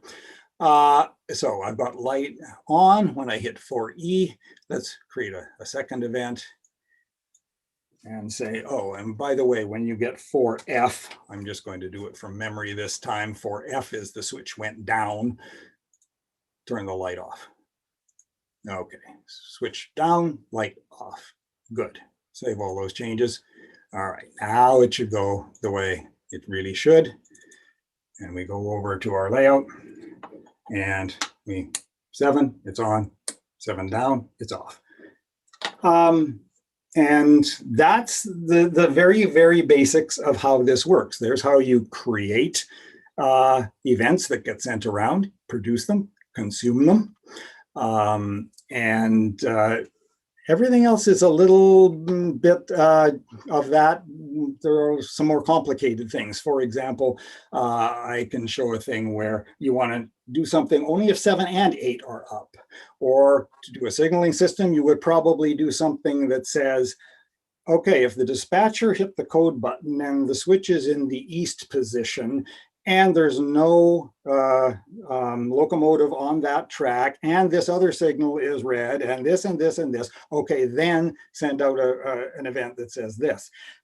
These events can spawn other events, which can spawn other events. So in that sort of situation, you'd probably have a this button has been pressed event. That would get checked against something else, which might trigger an, okay, the dispatcher is clearing you eastbound event. That might get combined with something else to say, okay, the dispatcher has cleared you eastbound and the track is unoccupied event. And there might be all sorts of events triggered and flying around. That's the extra thing that I mentioned to you. So I can stop there with the basic overview of what LCC is.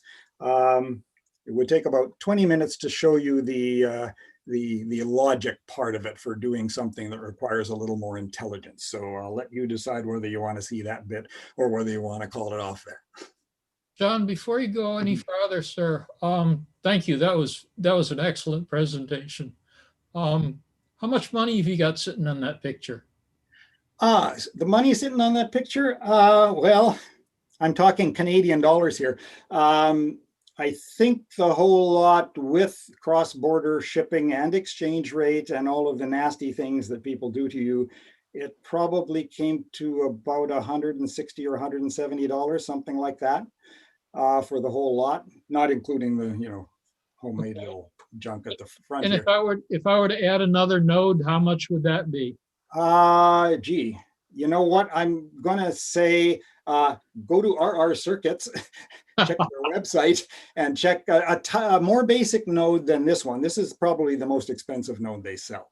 A more basic one would probably be called a tower LCC. And that'll give you an idea in US dollars of what cost of a node would be. It's, this whole thing, if I was on the other side of the border, would have been about half that.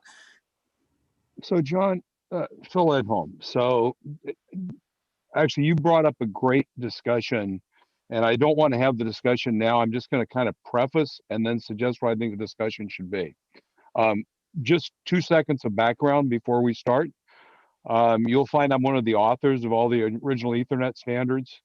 And one of the 4 laws of technology is the law of bandwidth is actually named after me. I'm a networking guy. So my assumption is that the idea of writing a program by going and programming events is going to give you a fairly simplistic, I'll call it control scheme. Doesn't this generally interface up to the panel pro control schemes that are in the CTC panels and JMRI generally if you want to run a railroad? You could run this LCC network through JMRI and Panel Pro and all of its. Well, so I guess switches what I'm saying is, if I look at that, there are a bunch of schemes up there where you can kind of define layouts and topologies, and you can have a control panel, and you can have all that control. If you do it yourself just with events, you have to recreate all that, or you Oh, interface yeah, this up to that logic that they've built. That's what I'm trying to understand. right. Does that make Yeah. sense?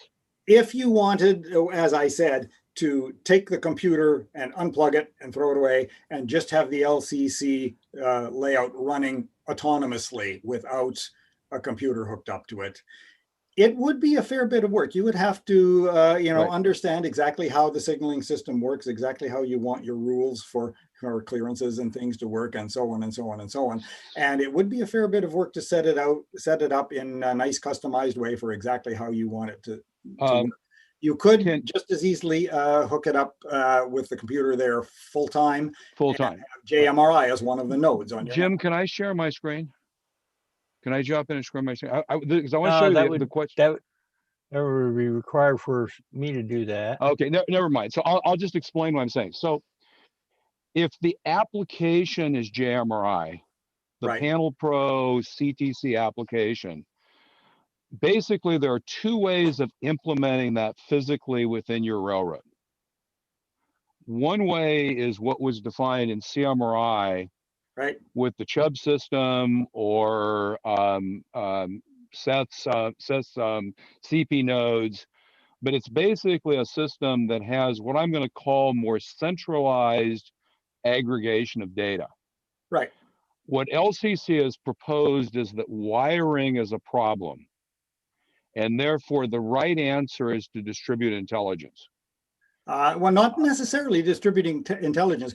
The LCC network can act exactly like CMRI, and it can look. I understand it can, but here's the difference. The difference is it's a fundamental difference. If I have a protocol bus and I put nodes at the edge, they have intelligence and have to think on their own. They're not dead simple wires that can't fail.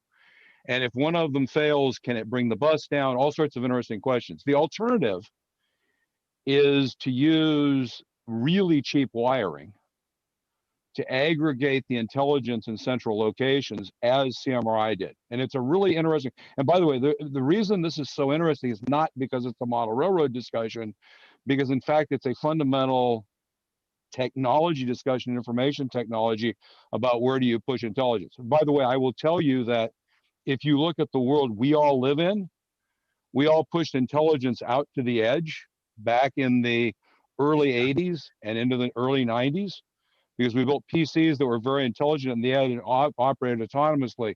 The World Wide Web is a reaggregation into the core where the intelligence is centralized and the edges have become relatively simple. Yeah. And so, but here, I'll bring to the points. If you look at it in terms of reliability, availability, dependability, maintainability, and cost per served endpoint. So for example, if I define a 2-target searchlight signal as needing to have 6 IO points to support it, what's the cost of implementation? So by the way, I'm leading to something that I think is an interesting discussion. Who would be the right person, and maybe yourself, to participate in basically a real discussion around that at the NMRA in July? Because I think it's a really interesting, because I will tell you, we're doing a layout in California and we're going just the opposite. Okay. We have Cat 5s running. So if you have a signal remotely, basically the signal base has 2 RJ14s to go to the signal tower. It's got a Cat 5 plug that you plug to run back to the panel. And all the wiring is going to be star-based Cat 5 wiring with the intelligence very centralized, because it makes it a lot easier to manage all the maintenance and that down the road. Because I know if I can sit on at one point, I can look at the wires, and if I know that wire's got positive, I know it's positive at the light that's 15 feet away or 30 feet away.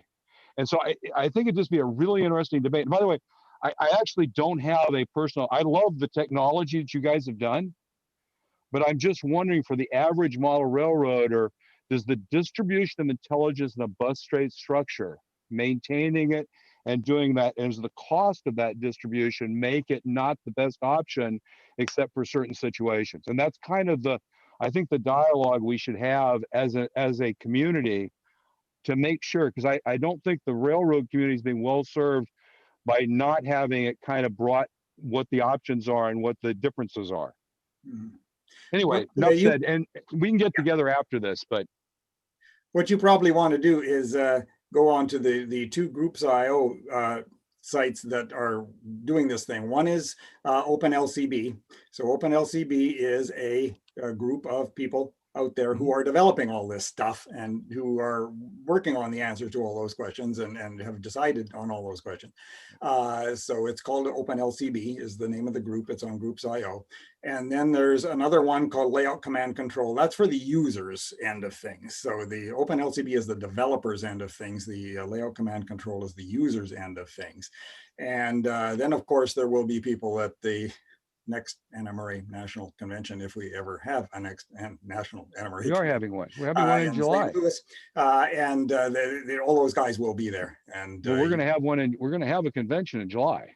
An online one. Yeah, I was just speaking. There'll probably be more people at that. But by the way, just aside, we're actually doing one in 2 weeks, the PCR, which we're using the same tool set for a week and a half that we're using for the national convention. And we'll be able to have a really interesting dialogue on this at the national convention. So what I'm trying to do is not just go out and put some on a post. I'm looking for, who are the folks who really are the champions of and the evangelists for believing that this is the way you should build a railroad. Because I actually tell you, I think I've got a really good champion that centralization makes a lot more sense.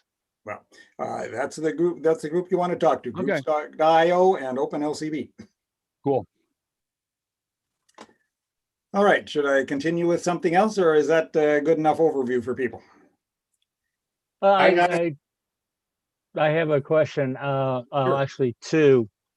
If I can remember the second one. Are our circuits is one manufacturer? What are the other manufacturers that are there? You mentioned there's less than 10. Yeah. Oh no, there's far less than 10. Unfortunately, that's one of the problems. Is that this was started 10 years ago, and it was slow to get off the mark, and a lot of manufacturers went off in different directions. Now it's starting to get a little more traction. The other big one would now be TCS. They are manufacturing a throttle that speaks LCB. OpenLCB, and they will be having also a command station which will do both DCC and LCC at the same time, controlled by that wireless throttle.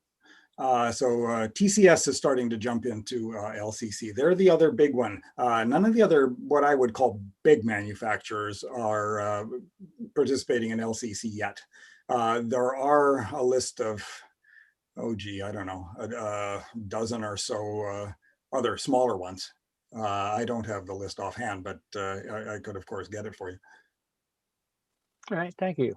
The second question was, from what I understand, LCC is layout command control. What is LCB? I never heard of that one. Oh, OpenLC. Let me maybe give the political background here. So about 10 years ago, the NMRA decided they wanted something to control layouts like this. And they said, okay, give us your proposals. And there were a set of proposals made by various people. And one of them was OpenLCB. And they are a group based on the internet. They're a group of very technologically savvy people that got together and produced this standard based on events and this and that.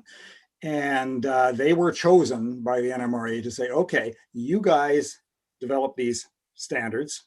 So OpenLCB is the group, and the LCB in there stands for Layout Control Bus, I think.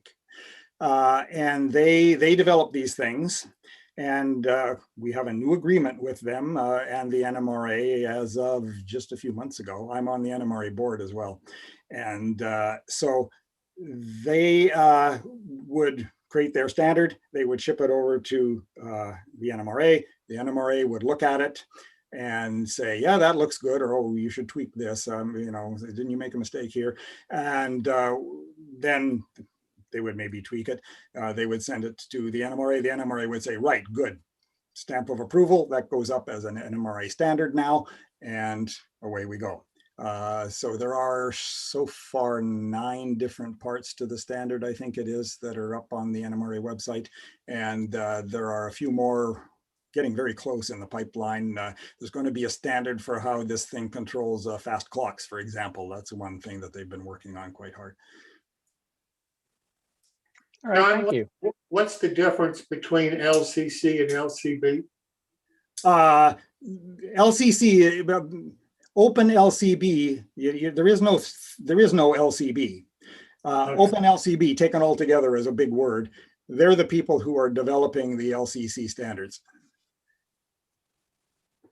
So they're not separate. They're the computer geeks that are putting all of the details down. Exactly right. Yes. Gotcha. They are computer geeks to a man. Yes. Now, let me ask another dumb question. I'm a model railroader. Oh, yes, they're model railroaders. Yeah, some of them are very good model railroaders. No. I say I am a model railroader. Oh, okay. And I'm trying to figure out why should I use LCC? You know, I've got wires going all over and everything else. Why should I take any of that down and convert it to something like this? My short answer would be I wouldn't. If you've got a whole lot of things already built with a whole lot of wires in it, I'm not sure that conversion is a thing that you ought to be thinking about. It's more of, if I was starting now and building a layout and it was going to be fully signaled and have all sorts of toys in it, I would start it off now with LCC.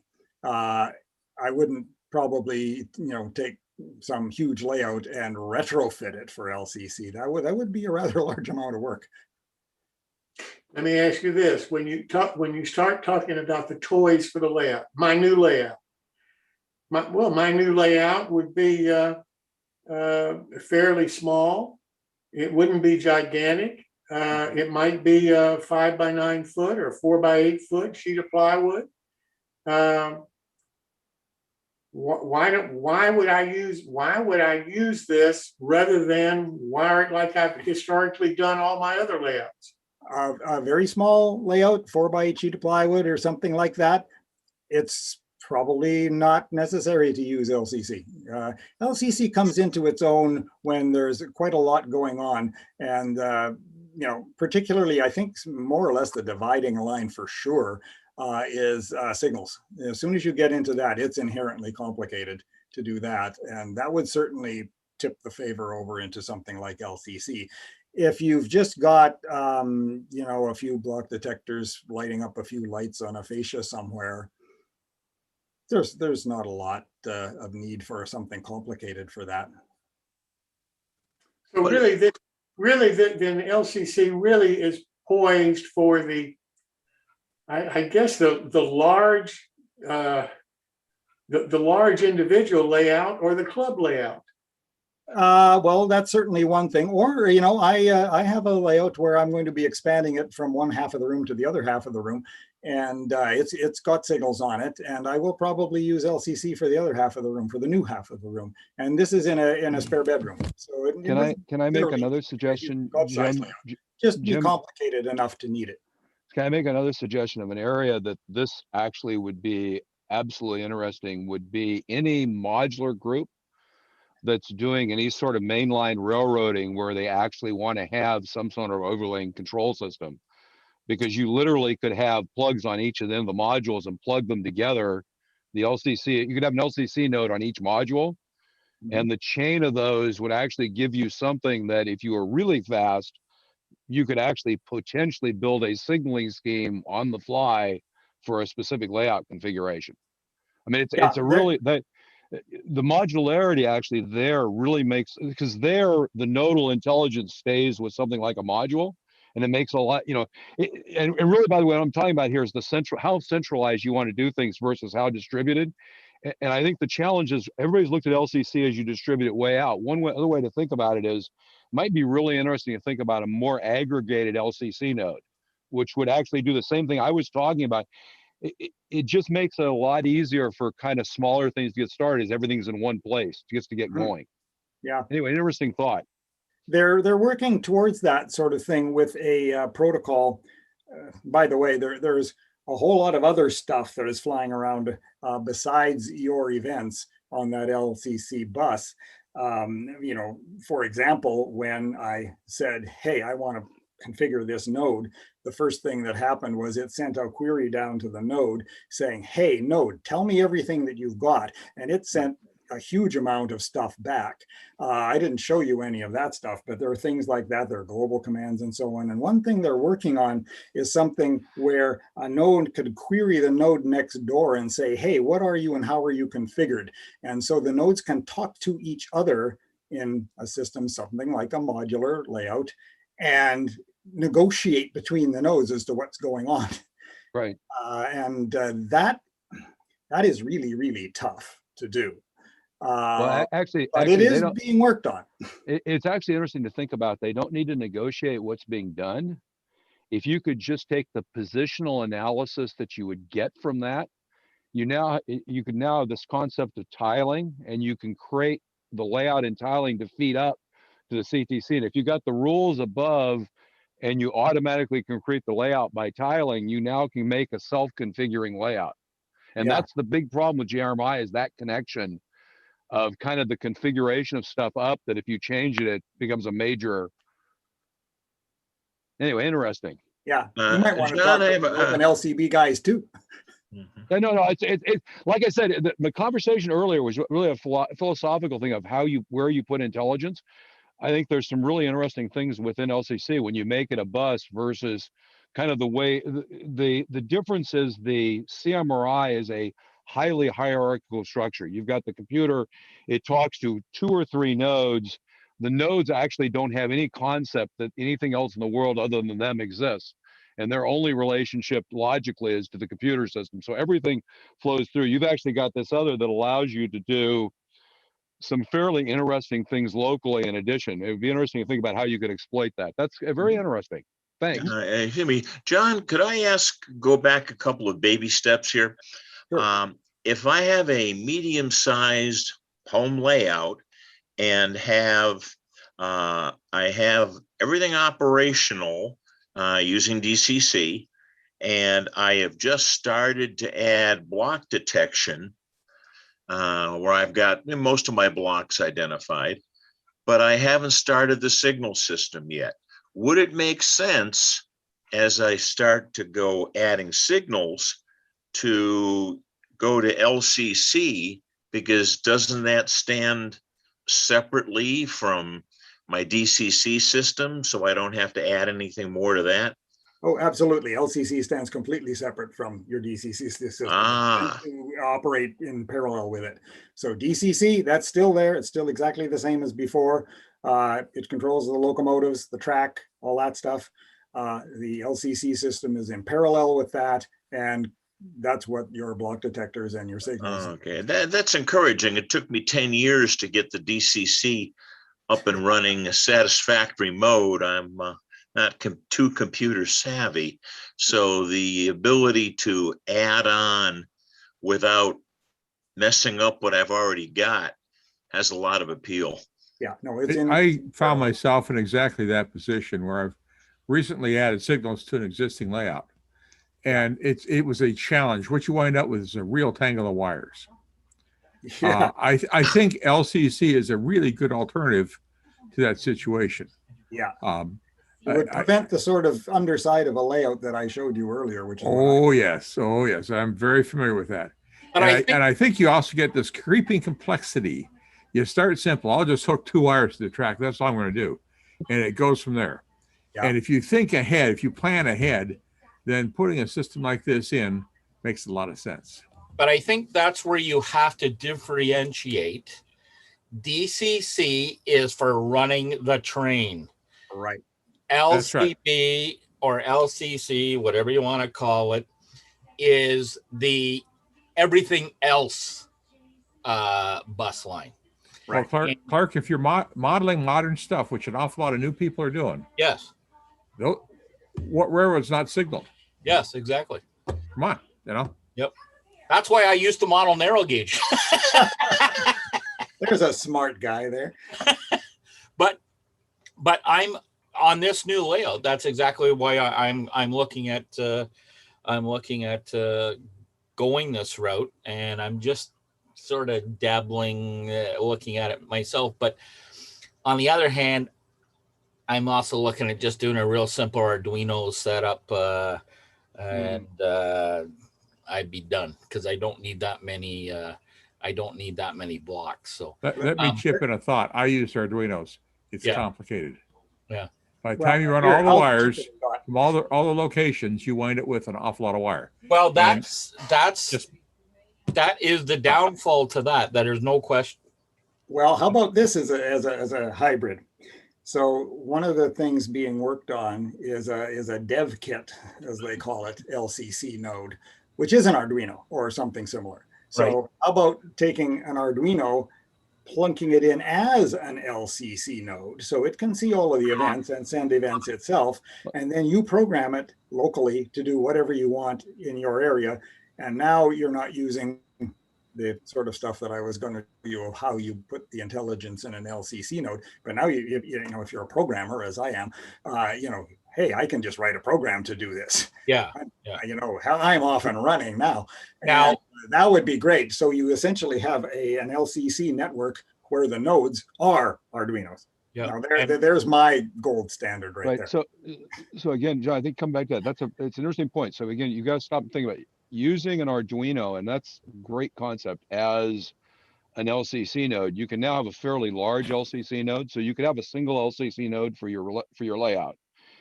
The logic is going to be up in JMRI, in Panel Pro. If you want to have a more complicated signaling system, probably, because you probably don't want to try to write the signaling system at the event level, you're probably going to want to use what's there. Well, I'm crazy, so I'd probably do it at the event level. I would assume the majority of model railroaders would not be able to think through, you know, what has to happen to do an interlock, Yeah, and correct. and those kind of things. So I guess, you know, kind of think through. There's probably a couple of layers of question here. One question is, do you commit to JMRI, or do you use one of there are a couple of commercial alternatives, and I think that's probably a first interesting question for people to think about when they look at. I'm coming back to the question Jim asked. So I've got a railroad. I want to signal it. I'm going to put in 40 signals. When I look at how to program the railroad, there are some other options. And by the way, I'm not advocating anything, but I've had a couple of people recently tell me they looked at JMRI and other things and made an alternative decision because they said the level of effort to set up a railroad so you can control it from a computer was dramatically lower. So that's kind of a first question. I think if you decide you're going to use JMRI, which I think is I think it's a good decision for a real active model railroader, because you can get signaling schemes and many things. The concept of an Arduino as an IO point, you know, is basically a great concept. If you do that using this protocol, you can now implement other things later if you want, but you can use the protocol up above. But you can now have that concentration. So I think you kind of get the best of all worlds. But everybody who's complained about wiring, I want you to think about this. How much is a spool of Cat5 wire cost? Yeah. 1,000-foot spool of Cat5 wire. You can get them online. I don't think they're $100. They're pretty cheap. So how many wires to endpoint devices are there in an LCC network versus a CMRI network? Is there a difference?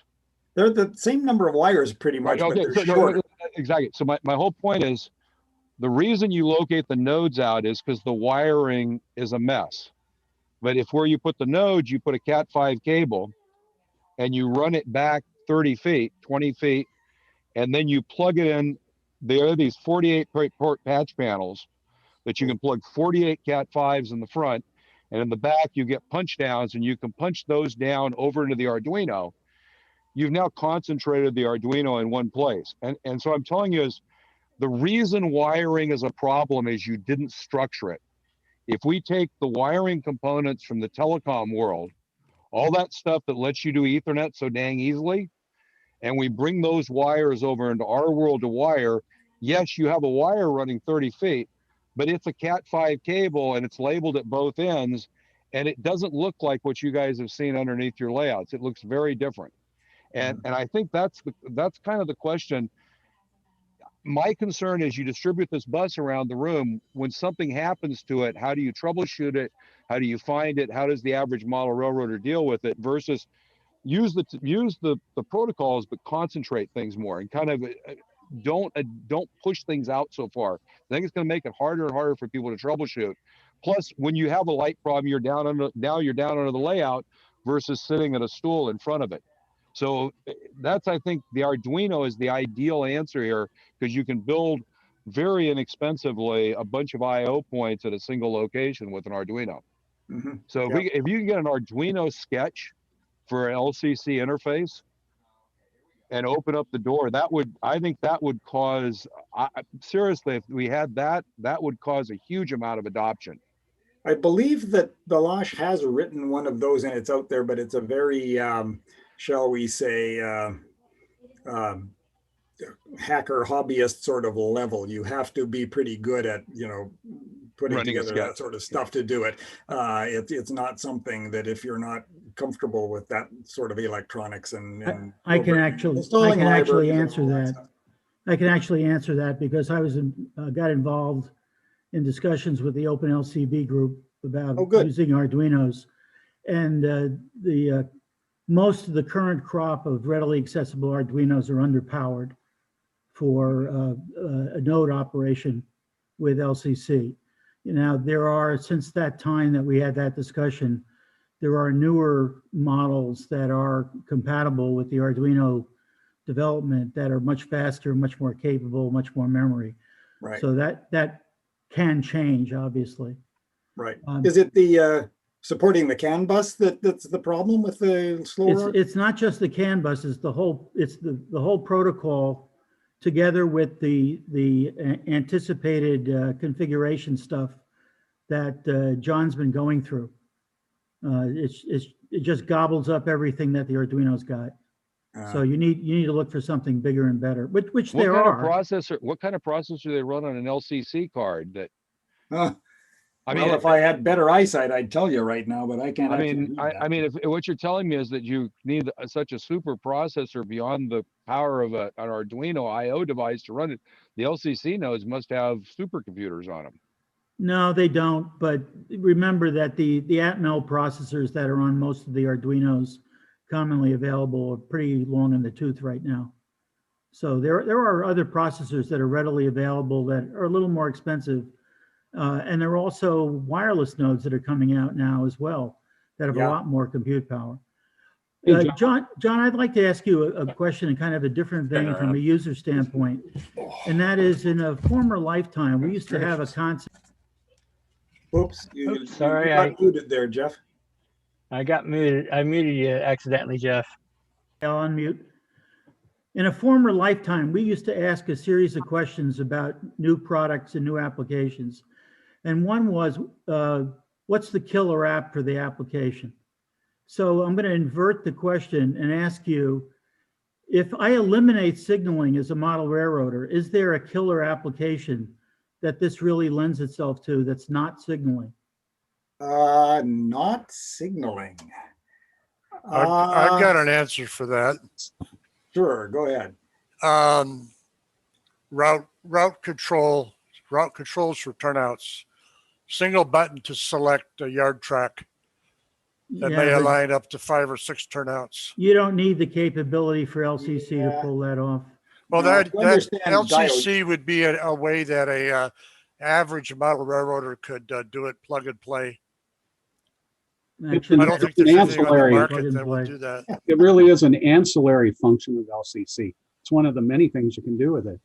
I mean, I've put some comments in the chat, and I think LCC is the bomb. I've got a railroad I'm building that's industrial districts. It's 6 industrial districts on each deck.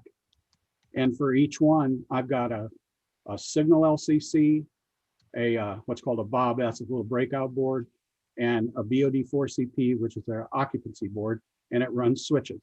I've got one of those at each end of the industrial district. They're tied together with a Cat5 cable. I have touch switches from Barrett Hill on the fascia. And I also tested momentary push buttons. I have model railroad control systems MP1 switches. I like them because they're only 1 inch thick and they can embed right next to the turnout.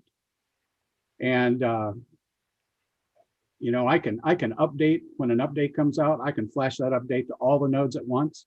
Once it's programmed, you don't have to have it hooked to a computer. However, I did have it hooked to a panel, or I do have it hooked to a panel in JMRI. And so the dispatcher can control the turnouts, can see the signal, can see the occupancy, all of that. And now I've got 35 plus years in IT behind me, but I don't think my experience in IT helped me much here. I was on the phone to Dick Bronson a whole bunch of times while I was, you know, getting my nose bloody doing this. But I've got a sample here of what my little LCC mounting boards look like. And you can see the signal LCC, the breakout board, and the occupancy detection board here. And I labeled all of mine because frankly, I forget things, but it, you know, it's really easy. I've got the labels on here that tells me where the detection wires go and where the signal wires go and what order of color they go. This, I could give this to one of you guys and share the CDI, the control screens that you were showing, John. Those aren't embedded in JMRI. JMRI is a window into the CDI, which is embedded in the LCC, the signal LCC. Okay. So Dan or John, what's the big advantage that either of you have seen in using LCC compared to anything else you've used before? Well, for me, I don't want to program anything. I retired and I don't want to do any of that kind of stuff anymore. To be able to go into the CDI and select things in a drop-down menu, and when you write them, you can look at the boards because the lights will flash on the boards to tell you that it's working. So what I did is, this is my train room here, and to the right of me is an 8-foot table. I had all my LCC nodes set up, daisy chained with 1-foot cables. You know, they must be at least 1 foot. And I could see the lights flash on it as I wrote things to the boards. And I just think it's so straightforward. You know, you're going to have to go through a lot of pain because I think, John, your presentation is probably one of the better ones I've seen on how to make all this stuff work together. But like I say, you get your nose bloody in the beginning, but once the light bulb comes on and you have an aha moment, then you go, oh, well, that's how it works. And then it's easy after that. Let me ask you a question, if you don't mind, right there. What do you mean about at first you're going to get your nose bloody? What the average guy, the average model railroader says, okay, I'm going to jump in this. Right. Well, when I got interested in this, in our division, nobody else, our NMRA division, no one else had touched LCC. So I was kind of the only guy doing it. I think I still am. But, you know, just trying to find the resources, you know, looking on the JMRI website, that didn't help me understand what was going on at all. A couple of guys have written books that are available on Amazon, and that helped me a little bit, but not a lot. Yeah. You know, I think it's just, you know, buying the equipment. I bought the starter set, and you know, NMRA members get end column pricing from railroad circuits. So We get a better price than normal. And it's just going through how to set up, understanding the concept behind it. Oh, there's a CDI that you've got to get into through JMRI. That's what that is. It's not really in JMRI. It's on the boards. You're looking at the configuration table on the board. And just things like that. I don't think it's as straightforward as it could be. But, God bless the guys that are programming. That's not to take anything away from them. But I really hope that at some point, this becomes a GUI interface and there's some kind of wiki or something that says, hey, I've got some industrial districts and I want to signal the siding, 2 approaches and the main through those districts. I want to have a fascia mounted button, whether it's one of the fancy touch toggles or touch triggers rather from Barrett Hill, or if it's a simple momentary push button. That's how I want to run my signaling. And oh, by the way, I want JMRI to be able to run this stuff too, and control it. So if somebody locally calls the dispatcher and says, hey, I need to throw this switch because I've got a train waiting and I've got a train that needs to get into the siding, the dispatcher can say, I'm going to throw that switch for you, or go ahead and throw it because I can see it when you do it. And nice thing about the touch toggles is they turn red and green when you do that. And I can't say enough about the MP1 switches. I mean, it's like an inch square and a ½ inch thick, and nestles right down in 1 inch foam right next to the turnout. Yep. You don't have to get underneath to wire anything. And I use WAGO connectors under my railroad, so I don't solder anything except the feeders, of course. Dan, I'm going to jump in here, and I think to Jim's point too, I spent a lot of time with the boys from TCS and know John and John very well, and the boys from Europe. I think it was 2 conventions ago. Basically, I sat with them, and they're working on their computers. They're all working together. If you go back to what DCC started as, and you had to actually have a plug to plug in to decide that was going to talk to that engine, and look at where we've come in DCC from 10 years, say. We have basically got plug and play. Stuff knows that it's there automatically. And you're going to see that with LCC. It's just going to be a matter of a little bit of time, but as these guys work through it. And I think you're going to see more and more manufacturers get on board because they're going to see the commercial value of it. So for those of us who are not computer geeks and are kind of sitting on the edge, I think within 2 or 3 years, it's going to be just like DCC is today, where you're going to go, oh, here's a sound module, I'm plugging it in, and I push F8 and I get the sound on, and that's going to be what's going to happen with LCC. I can see it coming on. These guys are the volunteers that are behind this and working on it are unbelievably, and they're all young guys. Jim, you asked earlier about who would do this. Well, I got news for you. If you want young guys in the hobby, like Dan, he's a young guy. I'm 67, by the way. Well, I'm a little older, but not much. But those are the guys that you're gonna bring in, those younger guys, because the secondary hobby isn't necessarily the trains; it's the electronics.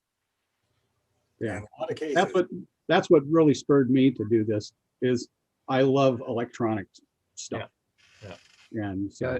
Anyway. I think going back to this, I think the perspective here is that LCC has been positioned as this thing that you distribute. And I think that's really not necessarily true. And that kind of is said, people don't look at it for smaller layouts. I think if you had a way of doing a real small startup that was a little more detailed, it might be a lot better way to get people to adopt it, because the protocol, the back-end event protocol, probably has a very different value over time than what you get in JRMI with kind of the full panel pro control of a layout. Yeah, I agree, Phil, but I really think they're simplifying it, and it's gonna happen.